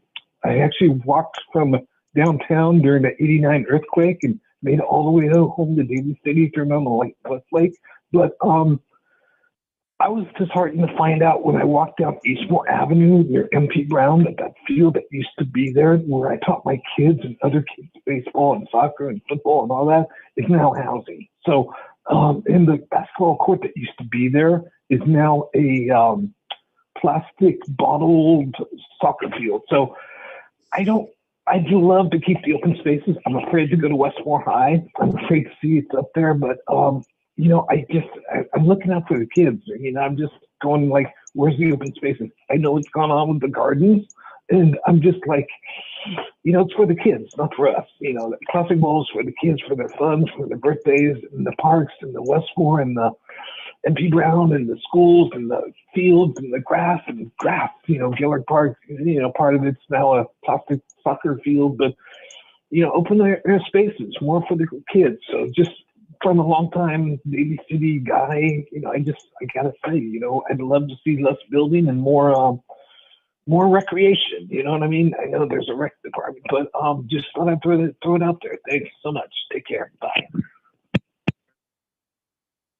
Thank you very much. Anything else? Acquisition, vacation? Actually, I'd like to just make one comment under the. Go ahead, Director. I just want to let you know that this was your last virtual meeting. The next Planning Commission meeting will be in person. So just want you to be able to mentally prepare yourself for that. I know it's been And a I very hope long next time. meeting we are going to have an organizational meeting. Okay? It's calendar. You want to do what? A reorganization? Yes, for the Okay. Planning Commission. Okay? Okay. Okay. Okay, and then that Okay. means I would like, the meeting Go will ahead. be in person. So just wanted to let everybody know that the meeting's in person. through the Okay. chair, I wanted to remind everyone, October 8th at Marchbanks Park, we have a beautiful celebration there. And I don't want to mess up the name because I can't pronounce it, but somebody can help me with the name of our event that's going to be honoring Filipino heritage. And I can't say the word, so if somebody can help me. Kasayahan. Kasayahan, thank you. I don't Meaning want to. festivities. Yes, and we're going to have a lot of festivities. I hope many people attend. It's going to be fun. It always has yummy food and a lot of fun music and dancing. So I hope to see everybody there. You will get it. Okay, thanks. Okay. I appreciate Any more comment? Any more? Nothing? Any motion to adjourn the meeting? So moved. Second. Second. It's been moved and seconded that we adjourn this meeting until the next time. Thank you very much. Thank you. Take care, everybody. Thank you very much, Tatum, Kelly, and Michael. Thank you, everybody. Thank you. Thank you. Aye. Thank you.